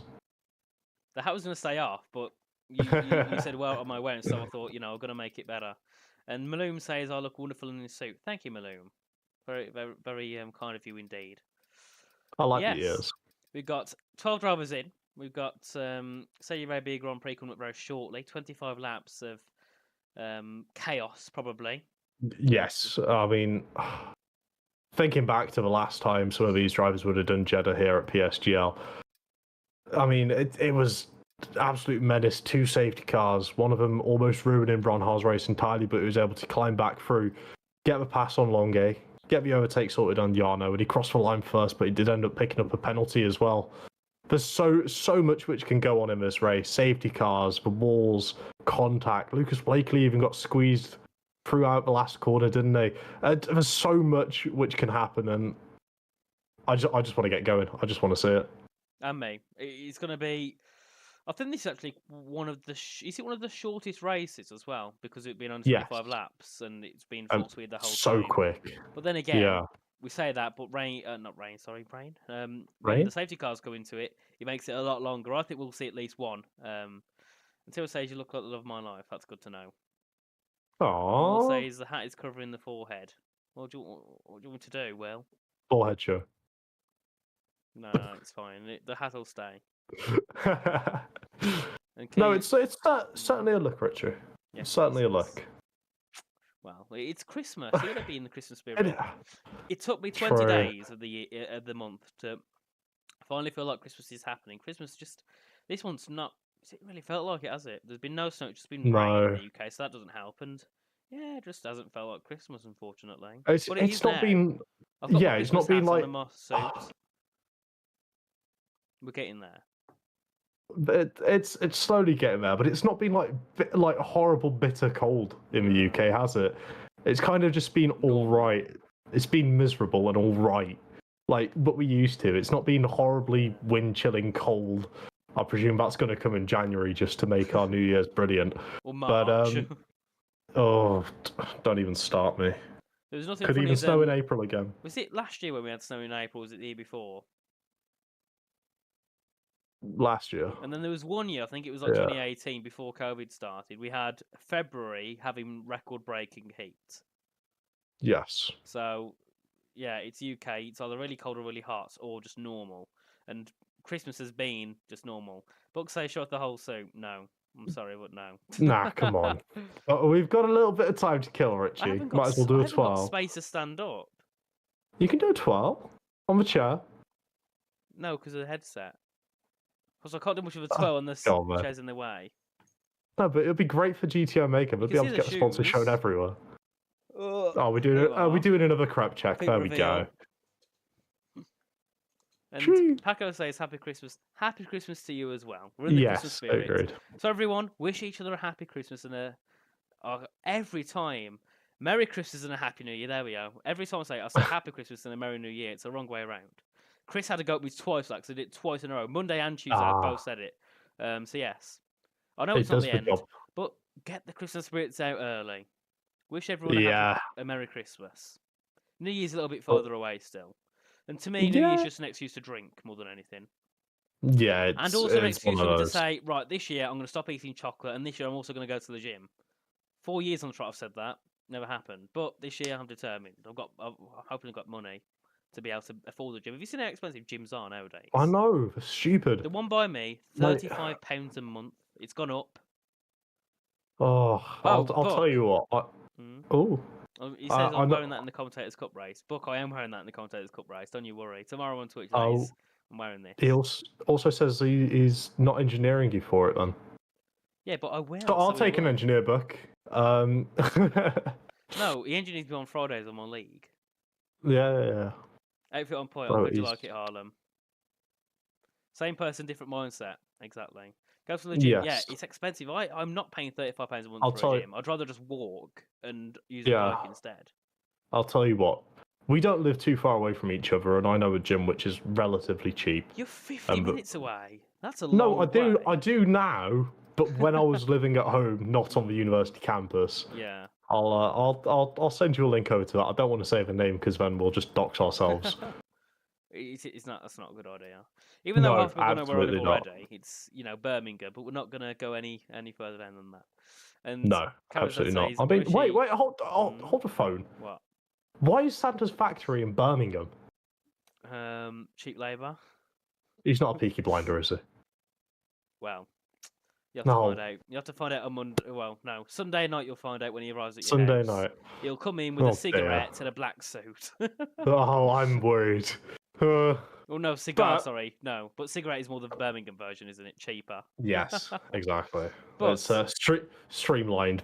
We can. But yeah, go for it. We can still stop waffling about Christmas and Santa and Peaky Blinders. We can get ourselves in towards a 25-lap race. So I now can take this hat off, which I'm happy about. 'cause I don't Oh. have a hat at all. So there we are, back to normal a little bit now. We have we have 25 hours, and Will says I don't need to go to the gym. I'm already too hench. Okay. But Josh, I'm going to give you Yes.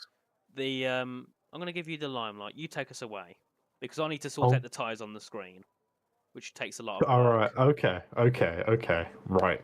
Also, we're trying to stop yapping. I promise you, Corn, in the chat. We're trying our best to stop yapping. Tell them to look at the Yes. setups quicker.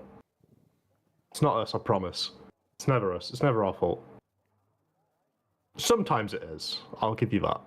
Okay, most of the time it is. But hopefully we'll be able to get underway relatively quickly. We're just going to be watching them currently go through, their tyres, their fuel, and also just trying to get the setup sorted. As we've got a Mr. Dale J as well popping in the chat saying, good lad, Nathan, but we've got the 1 light, 2 light, 3 light, 4 lights, 5 lights. It's going to be here for round 8, the finale of the E-Series, and it's lights out and underway, and Thomas Ronhar has already had a great start off the line. But Ismail Fassi's fast to follow him through, as we've got going too wide there with Reese and Daniel. Daniel showed the pace in qualifying that he could do, and he's ended up just slotting in behind there as we're going through this horrible, twisty, awkward first sector. Some of them trying to go too wide, but they're going to have to sort that one out between themselves. File through single file, unless they're looking to get a bit of an accident, as Max Wiesel is absolutely having none of it, and he'll end up making a pass through that entire first sector. Brilliant stuff there from Max, popping himself in P7. Grandpa's going to be looking to get his walking stick back out and go on a little bit of a charge here. But all throughout the grid, they're all looking just to try and follow each other through, just trying to see if any of them are going to make any early mistakes, any of them going to try and be a little bit too greedy, so the rest of the field can get a charge back going. But Nicholas Longay as well, already jumping up to P16. He's going to be on the hunt, trying to get into that top 10, and probably doing so as well, as he seems now to have just been jumped by Pookie as well. So perhaps my commentating cursing hasn't found its limits just yet. Otis Long's going side by side in towards turn 22 with Alvaro Couton. Alvaro's had such a poor start, had a bit of a tap on the wall as well, heading out that first chicane down at turn 14 and 15. As you can see as well on the screens, that it was the hard times for Daniel. All those in the top 9 opting the soft, so that's why Daniel is dropping down the grid ever so slightly on these opening laps. Further back, we can see drivers going 3 wide. That's going to be Isran Pookie beside 2 of them in towards turn 27. Brilliant move there from the Ferrari driver down towards turn 1. Alfie Butcher getting himself into that top 5 ahead of Daniel, who's going to drop down more and more on those hard competitive tyres. We can see now Pookie can he try and get a move on? Flies in towards the break zone. No, he can't, but he will. Oh, no, he will. Whoa. He'll go up the inside, and he can't get down on time. Oh, bit of a tap. That's Elliot tapping Pookie round, and this one Pookie round at turn 1. Oh, that's not where you want to be, Pookie. Also, as well, left it in the chat, just letting us know as well, Jack West has his wheel broken. Oh, his He's left wheel's the session. broken. Oh, what a shame. That's disaster. What's happened his there? own wheel got streamlined. Yeah, by the Streamline team. So Jack West, who we thought at one point could be fine for a very good points position in this race, out. That is our Yes. third DNF of the season. Very, very unfortunate. Alex Santana is all over the back of Elliot Norrin as well, towards the back of his field here, looking to try and get any sort of opportunity. But you did mention the hard tyres for Daniel. That's why he's falling back through the field, as Max is going to end up getting a pass sorted on him. But surely Daniel must be taking something away from this. He's able to rock the hard tyre, and although DRS isn't open yet, when it does, he might be able to hold on to the back of a couple of these guys and really try and, pull himself along with the rest of the field on the soft compound tyre. But of course, he's still going to survive a lap and a half until then, until he gets the opportunity to kind of try and tag himself along, as he does the little switch with Otis there. Doesn't want to hold up his teammate too much, but it does look like he might have had a better exit. Indeed, as Reece Linton takes fast lap, Alfie Butcher takes it, Max Wiesel takes it, everyone's taking the fastest lap here on lap 3:25. In towards turn 1 further ahead, we can see Alfie Butcher make a move on Luke Smith. Luke going to try and hang it round the outside in towards turns 3 and 4. It's going to be inside him, nearly tapping the wall there for the RHG driver. Luke Smith gets that move done ahead of Alfie. So top 4 now for Race Clutch. Further ahead, we can see Reece Linton also getting in on the back of Ishmael Fassi as well. Great job so far by Reece Linton on these opening laps. He's got lots of Thomas, Ishmael, Luke, Alfie, Max Wiesel all in his grasp, and he's sitting in the middle of it, and he's brand new to piece, and he's doing such a brilliant job so far at the start of this race. Further back, we can see Carison now falling down. He's stuck behind Daniel Kjelsen. It's just not been a good start at all for Alvaro in this race, and we can see as well further behind these guys on the hards. They could actually do a decent job in this race, but is they going to go to a softer compound near the end? Yeah, and because they'll have less fuel as well, it means a slight bit less tyre degradation towards the end of this race. The track will get more rubbered in as long as rain isn't forecasted, which, I'll be honest, we don't have the information for that, but because we're in Jeddah, I feel like it's a safe assumption to say that it'll stay dry. Yeah, and if it doesn't, I'll be very surprised. You can see now Alvaro getting a decent run on Daniel A to turn 24. Then towards the final corner, he should make an easy pass to the outside. What does he do? No, he doesn't want to make the pass. He uses a bad battery, but hasn't got enough room to make a move unless he sends it. No, he backs it. He was going to go for a bit of a dummy there on the AlphaTauri, but just couldn't get it done. So now it'll be Daniel still keeping that P8. That's good. If he knows there's a soft runner that can't get through, it's still an improvement as Ishmael Fassi takes the lead down towards turn 1 ahead of Thomas Ronhaar. How many times have we seen that little switch for the lead around this circuit? It feels like it happens almost, every other lap, and that's something that'll be a repeat theme throughout the course of this race. So keep an eye out for P1, P2 having a little switcheroo, but also for Reece Linton as well, because if he finds himself having an opportunity, if they end up squabbling a little bit too hard for this position, he's going to be right in the mix to try and make a pass on both of them. Yes, he could try. That DRS gap, though, to Alvaro is 1.6 seconds, so they're going to try and bring that down. But I think all those back behind could definitely make a part in this race. Obviously, you've got lots of Nicholas Longo, who's sitting in 14th at the moment, so near the back, so he's had a decent start in this race so far on those 3-lap old hards, so we'll see what his choice is. But then again, we're going to see with these drivers, do they go to mediums or do they stay out and go to softs? Because there's many different things that can happen here.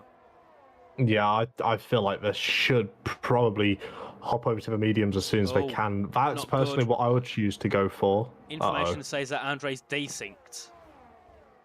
Oh no. That is not ideal. That's not what we want to hear, is it? We're just going to hope it doesn't cause any issues as the race carries on. Because if it does, well, it's not going to be fun at all for the drivers. Or us. No, it's going to be an interesting one. Ooh, it's a bit We of a have that experience on Saturday. Alfie Butcher right up the inside, locked the race as well. That ended up having Luke Smith and Max and Otis all being stopped at that final corner. So so Thomas takes the lead, and then down towards turn 1, we've got Grand Pass to the outside. We've got Otis on trying to close in as well, down towards turn 1. Max Wiesel into 5th. Has a bit of a slide on the race. So that's going to be Luke Smith back with that P5, and now it'll be Otis on up the inside. Great move on Max Wiesel down towards turn 4. Brilliant there from Otis to pop himself into that top 6. Down further down, we can see Andre Molnar take 10th from Javier Domine, obviously on that hard tyre. They've lost so much time, haven't they, to lead in pack 2.6 seconds. Yes. As Daniel has got that DRS, that helps him so much. Yeah, exactly. I mean, Otis Lawrence there with that overtake as well. Brilliant forward thinking, and he might be looking just to try and put a little bit of pressure on Luke Smith coming up through this turn 13, the banked corner. The pressure is surmounting on these guys at the front, while these hard tyre runners are slowly falling further and further back. And Andre Mona, if he is desynced, he's doing a fantastic job at the minute of just trying to be able to run it, just running his own race at the minute. But, all throughout the rest of his field, you can see the gaps are still there. The DRS is keeping them all within contact of each other. Alfie Butcher as well is still within the DRS, despite the absolutely fantastic send into turn 27 last lap, he'll be looking to try and catch back up, and I'm sure it won't be long before we start seeing that all these drivers end up squishing up back together within 2 or 3 tenths of each other, as we've got Ron Hart having a little look to the inside, decides better of it, and he's going to be sizing him up here going down into turn 1. I thought for a second then Recency was going to go into the pits. As you can see, Ron Hart takes back the lead away from Ishmael Fassi down towards turn number 1. Reese will get him, but not close enough. And then we've got Otis on to the inside on ahead of Luke Smith. Can he get that move done down towards turn 1? Yes, he can. Further back, we can see Leroy Brown take 2 cars in towards 1 corner. Leroy Brown into the top 10 for SRT. And then we're going to have Javier trying to chuck it around the outside. Can he get the decent run out of turn 2? He can. He's got a good run down towards turn 4. They go side by side. Who will back it? Who will stay ahead in towards the corner? And Leroy Brown keeps it. They still go side by side. Bit of contact through the corner. And Javier Domine gets the position. Brilliant move from the FPL driver ahead of Leroy Brown. And now we can see all these cars closing in. Nicholas Longay, Flores Fire's going to be touching on the curbs through turn 10, and now all of these cars are losing so much time because all this battling. Yeah, it's a bit of a concertina effect, isn't it? When one car ends up slowing up a little bit because they've gone too wide, the rest of the cars end up catching up, and it ends up getting very, very toasty in between the cars. As I'm looking at Lenny Papinter as well. He's very, very close to the back of Flores as well. So it wouldn't surprise me if we start seeing maybe one of the race clutch drivers pulling something up out of the bag. But we've already seen fantastic moves throughout this opening 6 laps here. And, well, say we've got 19 more left. It's going to be an absolute pleasure. It will be, and as we can see, Nicholas Longay making a move ahead of Andre Molnar there in towards turns 22, pops himself ahead. As we can see, Lenny Papinter trying to gain in on. As we can see, Ishmael Fassi trying to gain in on Flores, but not enough to make a move. Further up, we can see Leroy Brown yet again trying to make himself ahead of Javier Domine. Gets that move done. Then we've got Nicholas Longay looking for a move as well. In towards there, and that's also going to be Flores sending a bit of a dive bomb along with Andre Molnar. They go side by side at the final corner. That's someone with an incident. That's going to be Yone Trepkov. Spun round at turn 27. Down towards turn 1 they go again. And yes, again, look at the ball following through. Nearly 2-3 wide in towards turn number 1. It will be Flores looking for a move. Can't make his way through yet, but he's also got Lenny Papinter gaining in towards there. Andre Molnar closing, but he's also just losing positions after positions in this race. Yet again, Andre does decently qualifying, but then just can't get anything in the race. He just loses so many positions. Yeah, it's so tough to try and keep himself, upright and always pointing forward, looking ahead instead of the car behind you. It can be so difficult when you're in these situations, can't it? Where, you're just overthinking it a little bit too much. You're already racing in your mirrors, and that's the last thing you really want to be trying to do. Easier said than done, though, as Yane ends up picking up a 3-second time penalty for corner cutting, but fresh set of mediums on. And I believe we're going to be approaching the part of the race here where the hard tyres are going to be working slightly better than the soft tyres in the next couple of laps. So that'll be interesting. So keep an eye on Javier Domine or Leroy Brown, depending on which driver's going to be leading this pack, to kind of try and garner an idea of, is it going to be relatively quicker than the soft, and if so, how much by per lap? So just keep note of that 4.7 second gap between P10 and P9. Indeed, as we noticed that Trukov did make a pit stop there to pop himself up to a set means. We'll take those to the end, I believe, in this race, but it's going to be a hard fought battle. He's 27 seconds back. He can't do much, I think, to retake anything there. As you can see, look, yet again, 3 wide down towards turn 27. Now we've got Nicholas Longay looking from ahead of Leroy Brown. Gets himself ahead of Leroy. Now he's going to try and get himself ahead of Javier Domine. Gets that move done, and now Leroy going to be trying to get himself ahead of Javier as well. It's the one they're going to go 3 wide. Flores fires up the inside in towards turn number 1. Can Flores take P12? He'll try. They go round the outside. Yet again, all these cars battling for certain positions. Nearly 4 wide down towards turn 4. Then if Pintonegro going to go side by side with the TS driver who drops the position. Throws back to the inside, gets that position back ahead of Lenny Elliott, also fighting for P15 ahead of Alex. And, well, the battle for P11 then is more interesting than the battle for first. Yeah, I mean, the battle for first is a bit more like a chess game going on at the minute. Well, this battle for P10 has been absolutely electric. They're trying to chuck it 3 wide every single opportunity they get, aren't they? It's absolutely fantastic racing from all of them, and keeping it fair and clean throughout, it's absolutely wonderful to see. Wouldn't expect any less from the E-Series here at PSGL, to be honest with you, but these guys, they're creating entertainment for us, and I don't feel like we're in a position to judge them in the slightest, but I'll tell you something. Nicholas Longay is not waiting around, is he? He's already trying to get the moves going, getting the boots on. Already P10, and he's already trying to pull out a little bit of a gap to Leroy Brown as well. Yeah, and that gap, obviously, with all those guys fighting down further down, it's just brought the top 9 into, even an undercut and overcut, I don't think it'll even phase them because they've got such a big gap, as you can see. Ron Hart take the lead. Reese Linton around the outside at turn number 27 has a bit of a slide on the throttle and the exit the corner down towards turn 1, and well, no positions changes being made down towards that first one. I think that's someone making a way for the pits. That'll be Luke Smith into the pits for race, which is the first driver in the pits this race on the soft tyres. As we can see, in the top 3 still Ron Hart ahead of Fassy, ahead of Linton in towards turn number 1, and they got what's that in that gap now between Nicholas and Alvaro? It's going to be around 6.1 seconds. That gap, they're going to struggle to bring that down. So I think maybe an overcut is the only thing they can try and do possibly here, or maybe a really, really mega undercut. Yeah, and I'll also just say as well, the gap between the top 5 is around a second here. All of them are so close together as well. Surely that's not going to be helping the temperatures of the car, or even maybe a bit of a tyre wear, as they're going to be getting the dirty air and the hot air pushed off the car in front. Might cause them a couple of issues. As we see Flores having a little wiggle over that curb, ends up picking up a 3-second time penalty. Sometimes the cutting in this game is so strict. Flores would have lost time there, but he still ended up crossing over the line. A little bit too much for the race director's liking, so he ends up picking up that 3-second time penalty. But Flores is used to this. He knows, he's been here, he's done it before, he knows the penalty's not the end of his race, he's just got to keep his head down and keep this charge going. And it looks like at the minute Javier Domine is going to be next on his hit list.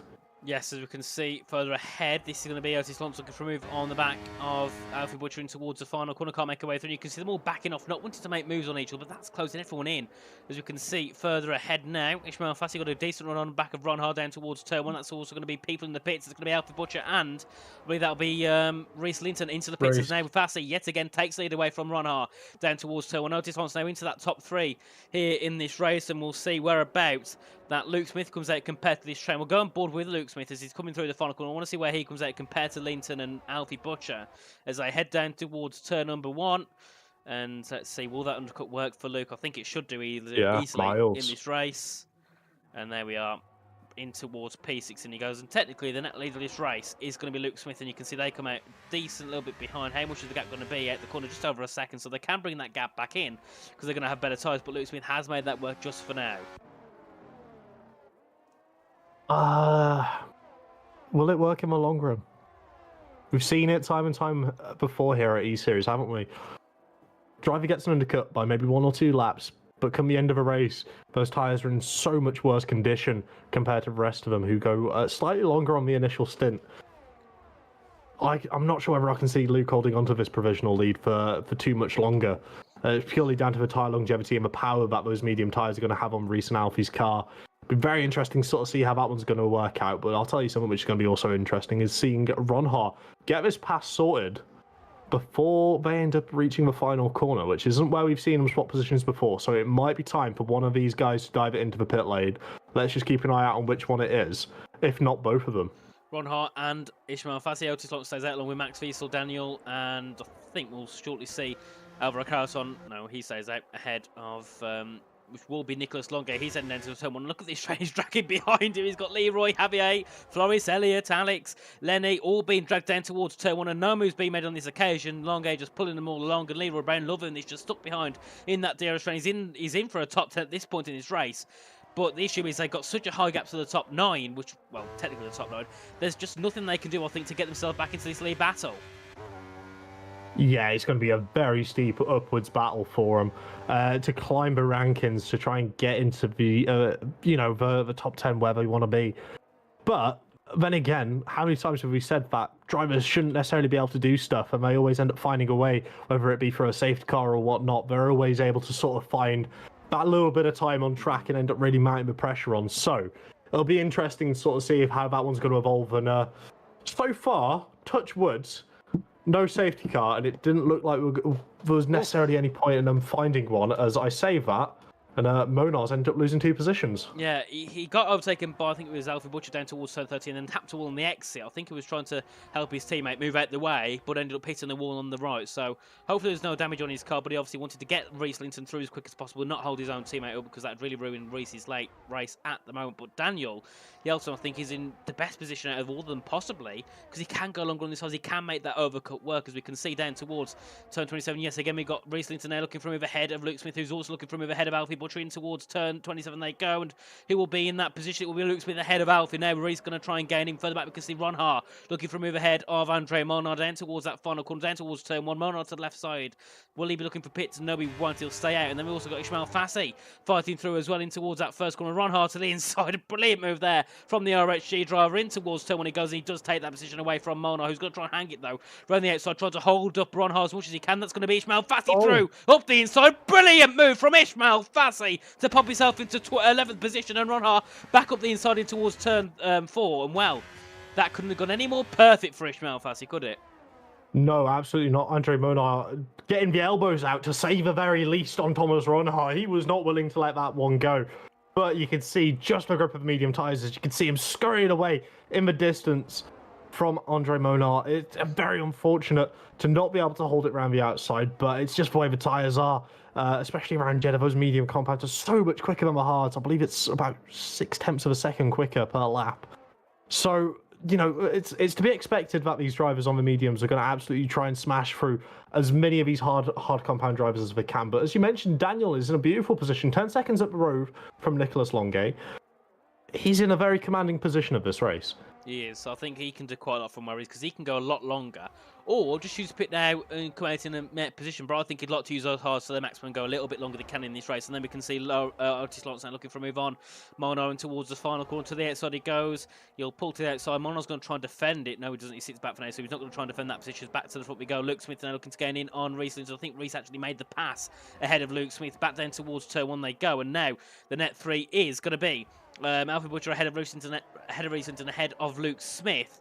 So you can see Ismail Fassi and Thomas Ron Ha in the top 5 currently. As you can see further back, Molnar hasn't made the pit, so he's done on his hard tyres further ahead. You can see this train still being led along by Nicholas Longuet. Look how quick Alfie Butcher's gaining in. They've gained a second on that last lap alone on those brand new mediums. So got to hope they don't get held up by these drivers ahead.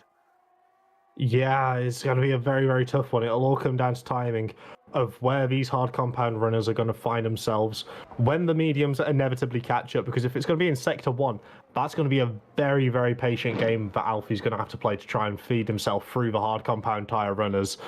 Ideally, he's going to be looking for one of the DRS straights, especially that last one, heading into turn 27 to try and get overtakes done. But it doesn't look like he's going to be able to find the time in this lap.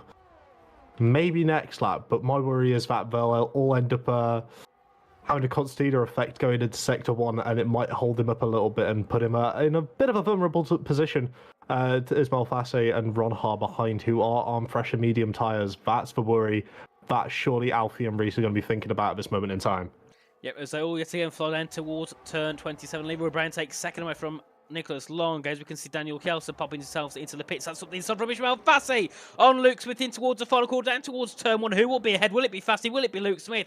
As they fly down towards that first corner, I think Luke's got a bit more top speed there over the Williams as they fly down towards turn 1, but Ishmael is not done now. As they go to the outside line, you can see Luke just defending that position, trying to get himself ahead of actually Alfie Butcher in towards turn 1. He's got to stick it up the inside. Bit of contact between the two. Now we've got Ishmael Fassi yet to get looking for a move ahead of Luke Smith. Can he get himself ahead as they head down towards turn 4? Please don't make it 3 wide. They still go 2 wide. It'll be Ishmael Fassi up the inside, and they still go side by side. Luckily, no contact between the two through there, and that could have ended a lot worse than it did. Yeah, it could have ended absolutely horribly, but thankfully no one found the ball and was all able to keep it on the track. And I will tell you something right now, Reese Linton is already on the back of these hard compound runners. He's going to be looking for overtakes in the space of this lap to try and feed himself through the field and try and create a little bit of a buffer to Alfie Butcher, Luke Smith, Ismail Fassi and Thomas Ron Ha.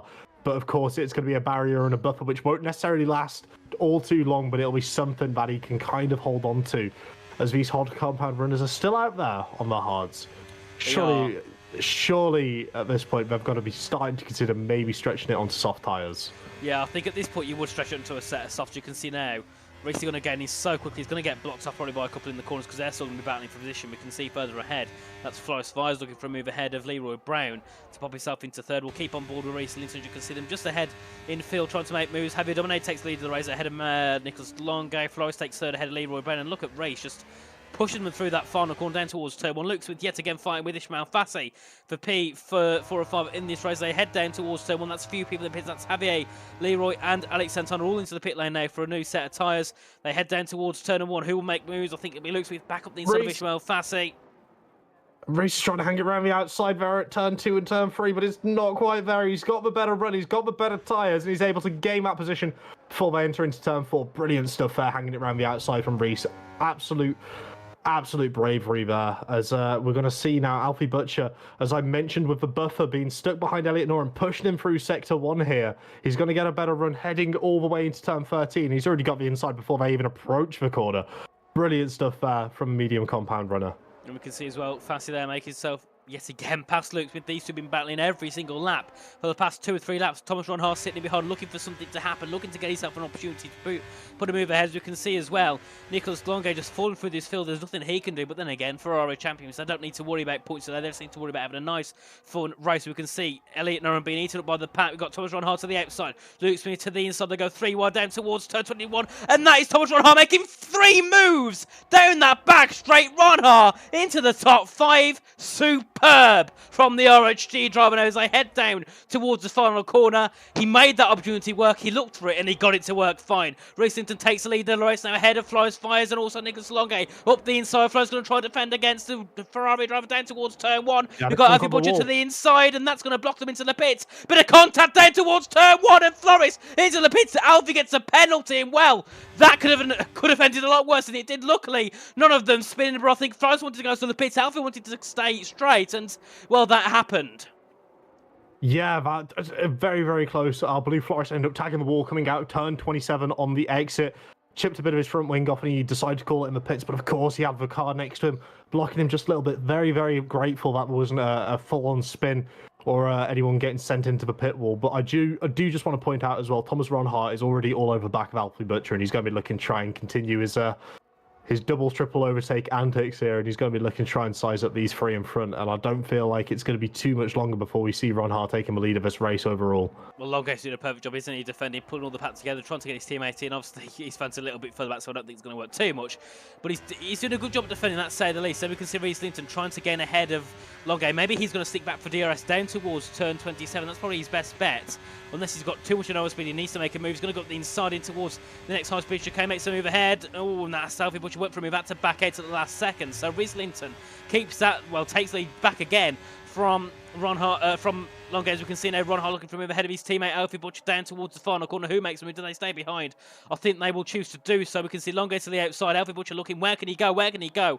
As Ron Hart just follows suit through and towards that final corner, down towards turn 1. Alfie's got that move done ahead of Longe as they head down towards turn 1 again. Now Alfie Butcher's got a decent run on Reese Linton towards turn 1, but actually Nicholas has kept that move ahead, so he's doing a perfect job here of defence. He actually goes for lead in towards turn 1. He makes that lead work. Then we've got Reese Linton under pressure from Alfie Butcher right on the outside at turn 2. They go. Ron Hart yet again looking for him, and Ron Hart yet again making more moves into P2. He goes. What can stop Thomas Ron Hart into P2 yet again? Just there's no words. Ridiculous. Perfect. Absolutely. Insane, brilliant forward thinking, brilliant car placement throughout the course of his entire race. Finds himself the opportunity to get these overtakes sorted in the way he wants to, because he's able to somewhat see the future, for lack of a better word. Like, it's just unbelievable. He can see what the other drivers are sort of thinking. He can plan it out before it happens and is able to, you know, mystically find himself those opportunities and able to capitalise on them fully. But I'll tell you something, Nicholas Longe here is going to be doing everything in his power to stop the Ron Hart train from running rampant here in E-Series, as he already pulls over, but Ron Hart is already alongside him and already gets the pass done. So, Nicholas Longe here, he's going to be doing everything in his power. Alfie Butcher makes the move as well. Longe could be in a bit of trouble here. He's already dropped down to P6. He's getting swallowed up by the pack now.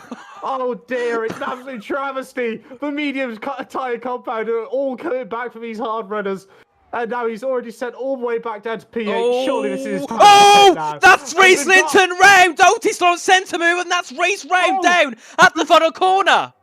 Front wings everywhere. We've got it's flying all over the place. Who's got damage? Because Luke Smith got caught up. Otis went through up the inside, and that just didn't go to plan, as we can see them all trying to fight it through. And well, Yelton's now in this battle a minute ago. He was 2 seconds back. Now he's in that top 7 fighting for a possible position. Because look at Daniel. He's on the full lap tyres. He's better than everyone in terms of the tyres. He could be looking to take a podium here tonight.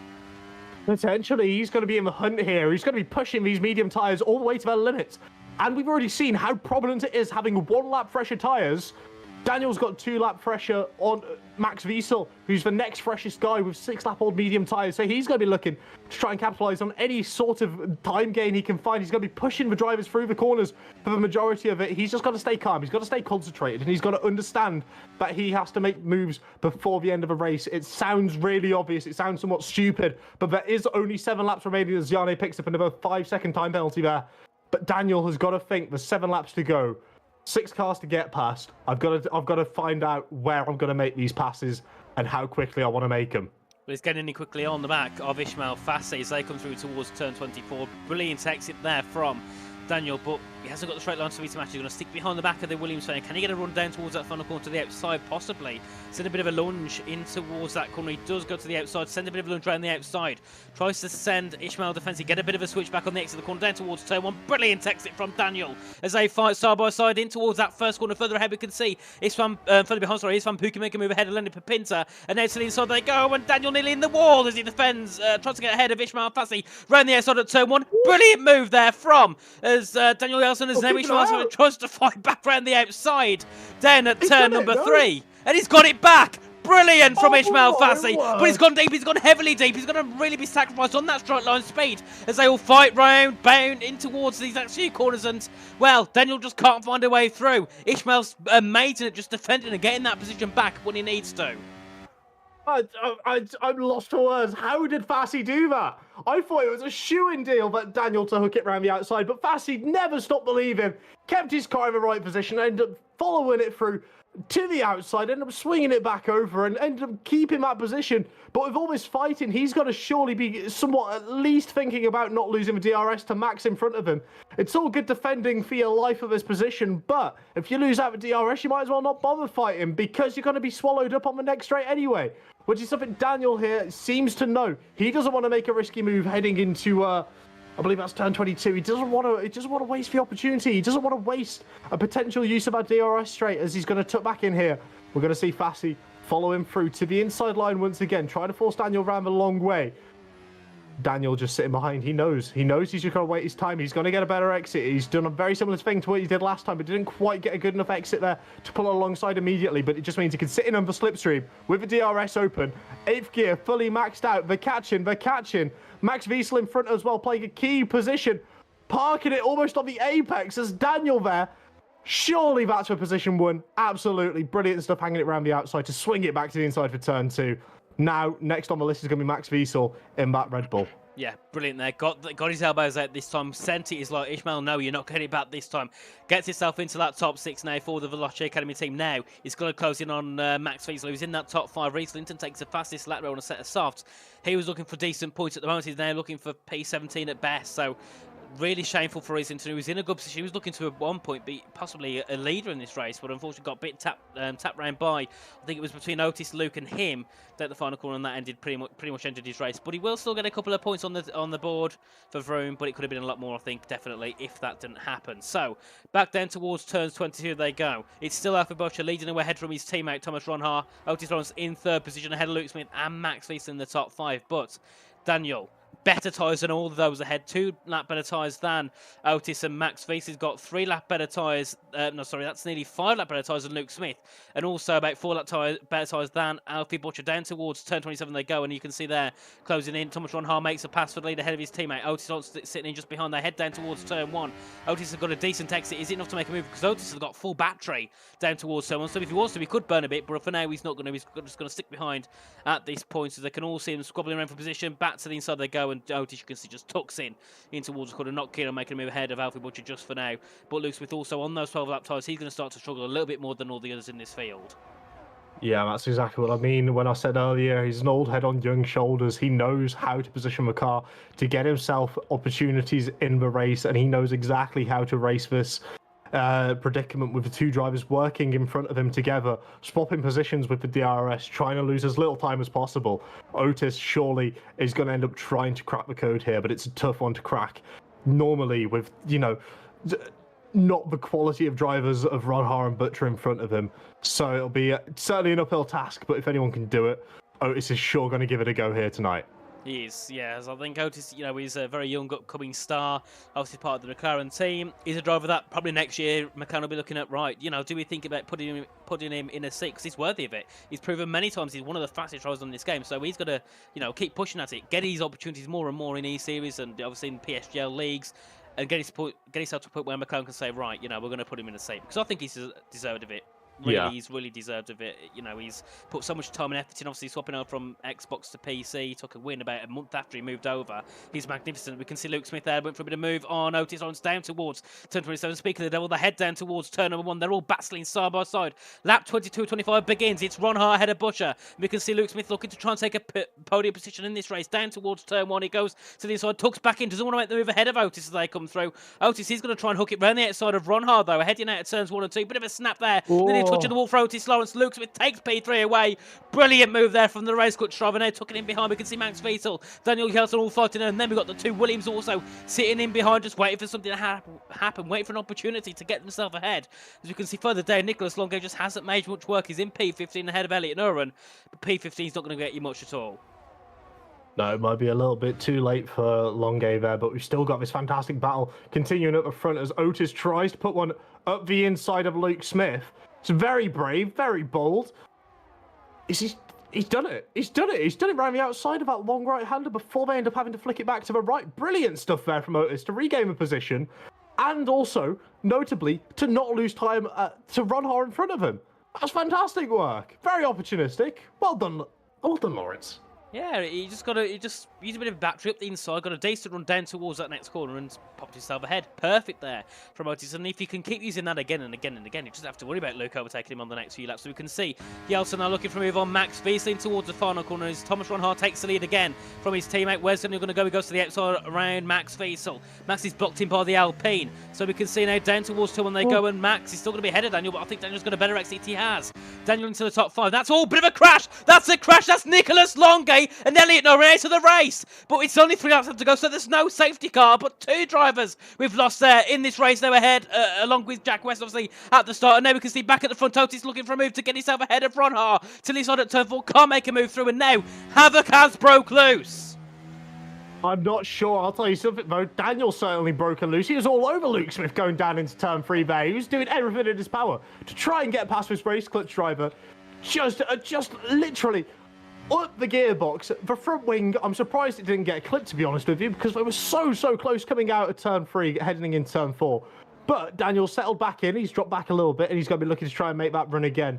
So it's down to Veloce here. Are they going to really be able to try and mount the pressure on RHG and Race Clutch here in these final laps? It looks like it's going to be going that way. It looks like it's headed that way. What a brilliant race from the Veloce Academy boys as well. It does have to be said. Both of them up here fighting for positions.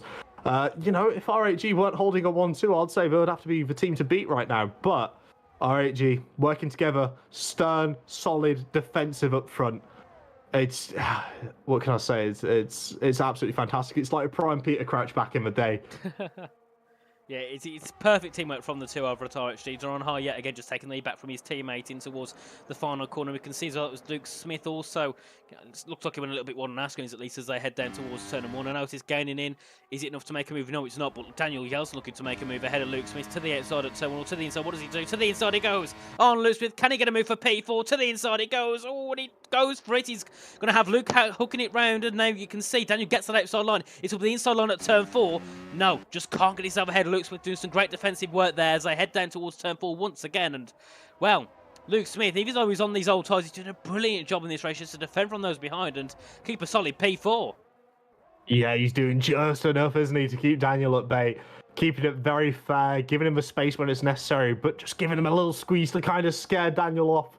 And he's been doing it, and it's been working so far. But I feel like it'll come a point in this race, maybe this lap, maybe next lap, where Daniel's just going to think, you know what, I've had enough. I'm going to keep my car there. He won't squeeze me. I just have a little bit more faith in Luke to not cause an incident. But until that happens, I can't see Daniel necessarily getting past Luke. No, I feel like Daniel's got to he's got to mix up the game plan, surely. And also we can see Otis, he's looking to get in now on the back of Ron Hart. Down towards turn 27 he goes. You can see he's pushing and using his battery. He's got full battery.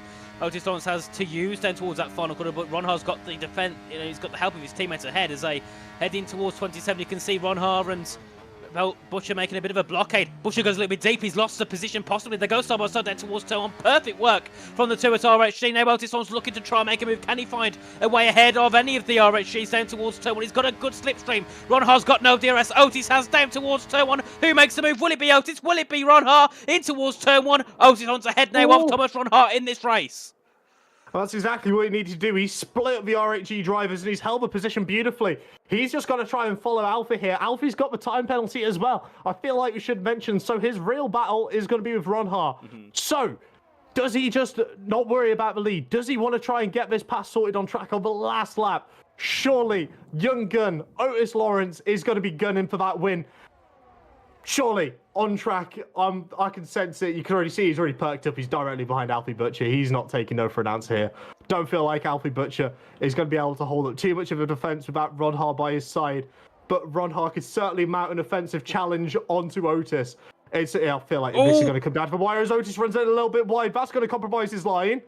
Ron Hart is going to be all over the back of him. That's cost Otis lots of time. It's cost him a couple of tenths of a second as they head down towards this next corner. Max Wiesel under pressure from Alvaro Caraton. They go 3-1 nearly in towards turn 22, 3 and 4. Who's going to get the better exit? Thomas got a really good exit now. He tries to single this one, has to back out. That could have ended in contact between the two now. Down towards the final corner for the final time. Who will be in P1, 2 and 3? Otis to the outside line. We can see Alfie trying to defend Ron Hart as well, trying to find a way through. Can't make a way through. Now you can see, that's contact. Now that's controversial. Down towards turn number 1. And it will be Ron Hart who's going to look to get himself ahead. Who will be winner at the line? It will be Thomas Ron Hart who takes victory ahead of Lawrence and Luke Smith in 3rd, Daniel in P4. Then we've got be Max Wiesel in 5th, Alvaro in 6th, Ishmael 7th, and Alfie in 8th.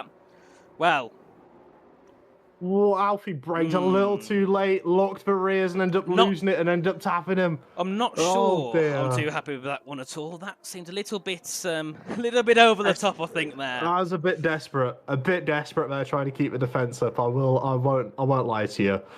But it will be Otis still finishing 2nd. Luke Smith looked for a position to get himself ahead of Otis, but well, there we are. Luke Smith, he's still my driver of the day because he's on the oldest tyres by quite a margin as well, and he kept it he kept it solid all the way through. So Luke Smith for me is going to be my driver of the day. Absolutely brilliant stuff from Luke. Kept the elbows firm, kept him sharp, didn't mind jabbing a little bit. Brilliant work from Luke to hold off there for a very well-deserved podium.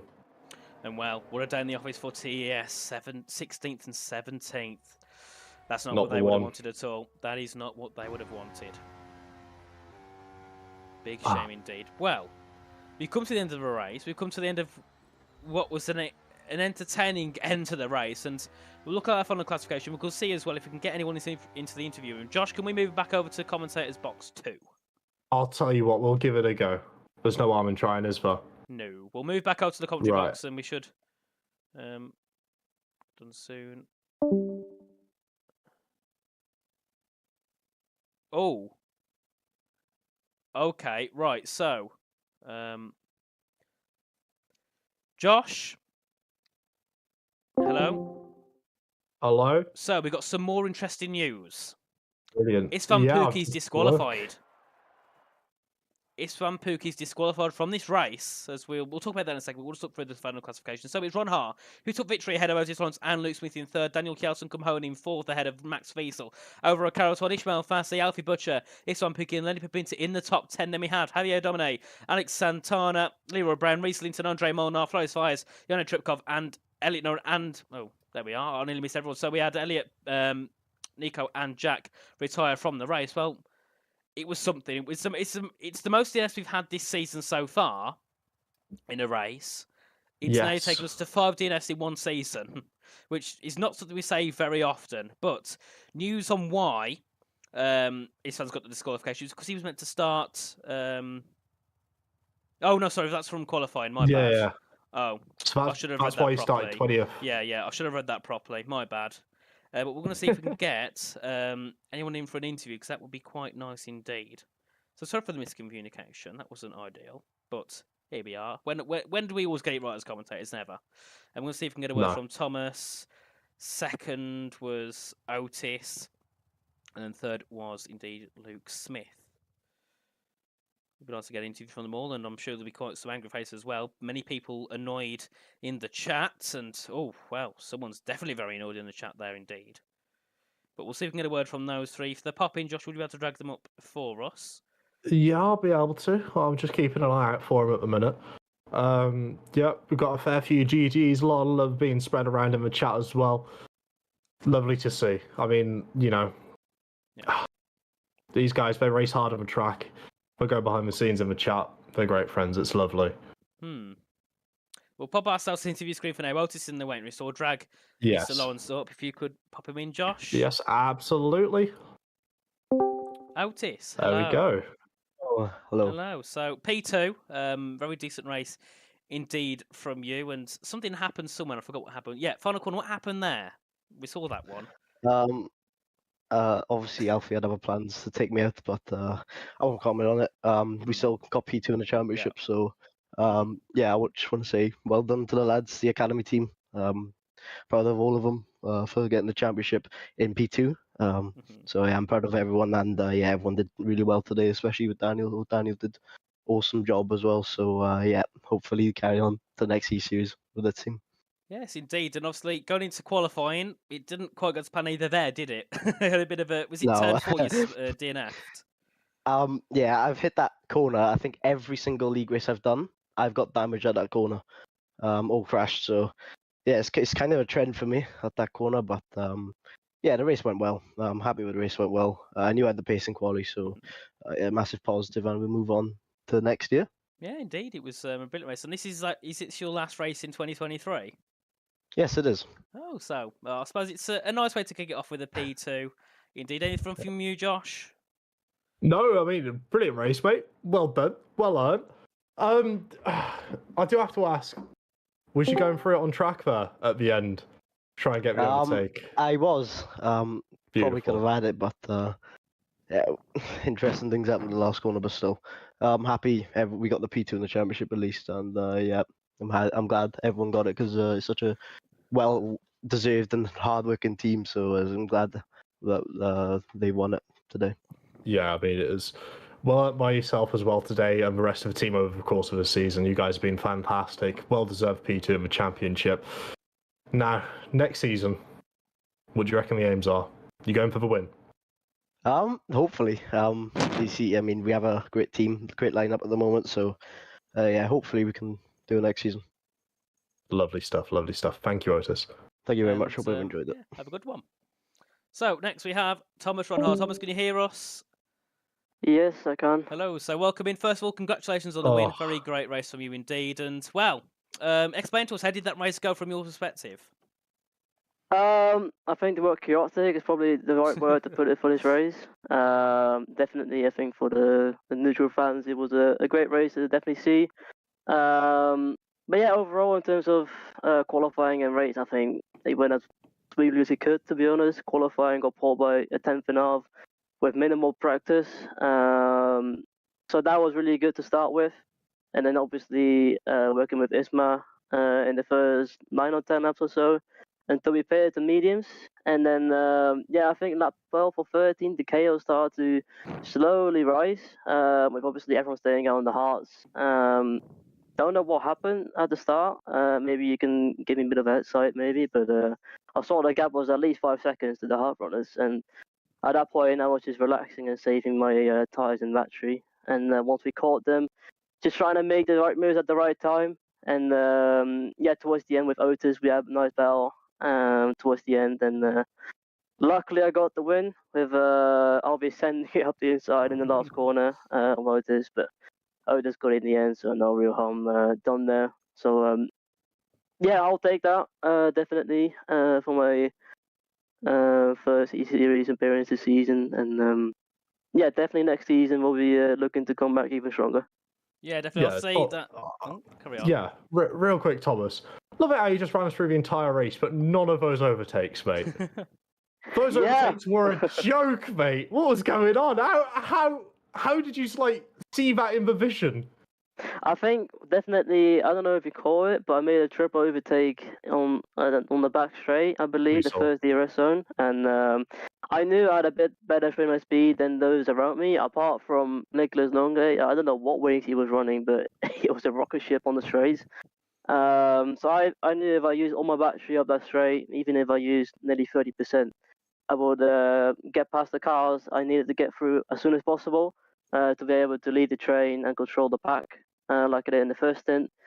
And yeah, I enjoyed it, making some incredible moves, and yeah, definitely good to be back and racing again.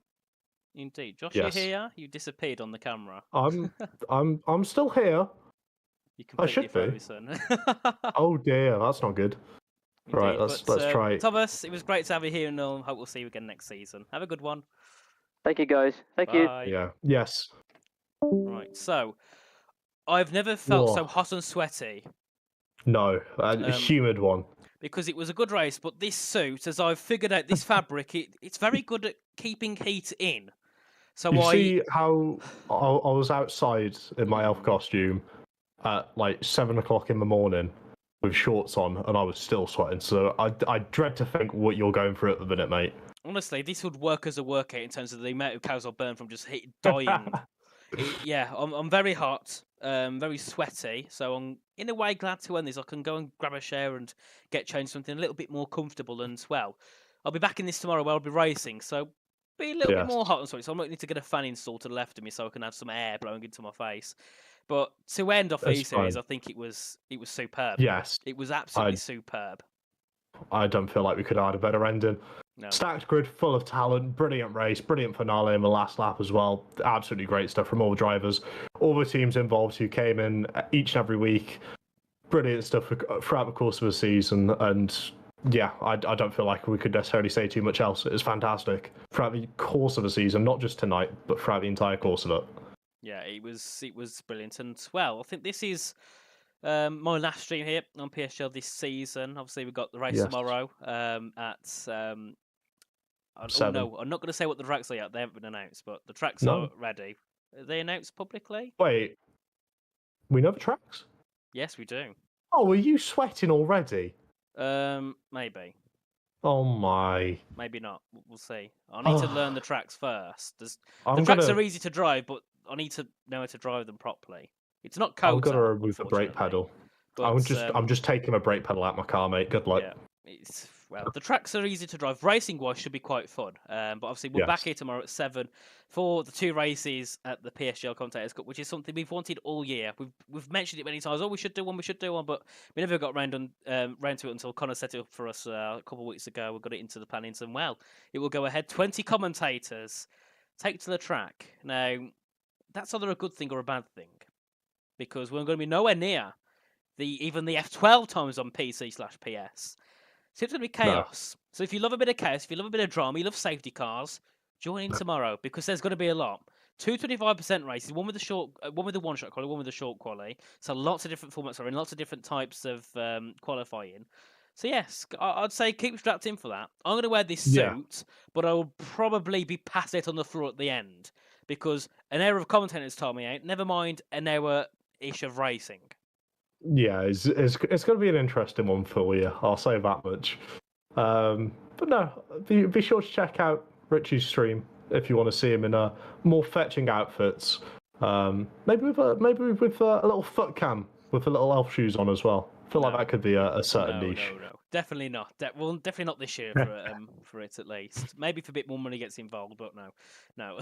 But anyway, it was a pleasure to commentate this series. The series championship started back 8 weeks ago. It doesn't feel like we've done 8 rounds in 8 weeks, but it has been a pleasure to be part of it. So thanks to Connor and Jess, obviously giving me the opportunity to commentate this championship, as well to Joshua Birch, who was with us for the first 4 rounds, had some issues afterwards, so hasn't been with us for the past few, and Josh as well. Josh, what's your last name again? Griffin Meek. There we are. Josh Griffin Meek. Thank you for joining me for the past 3 rounds. It's been a pleasure. And well, next season, I believe we'll be back. Don't know when. It's still an if, but I think we should be anyway, because I think this has been a brilliant championship to watch all the way through. And for the drivers as well, and the teams that have enjoyed it. I know many teams have said, oh, we want to be back next season. We've enjoyed this championship.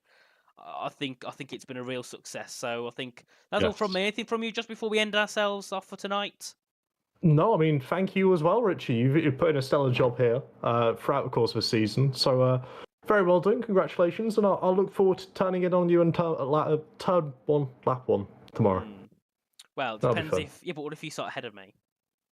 Mate, I'm playing on pad. There's no chance I'm going to be ahead of anyone. So what if I just start at the back?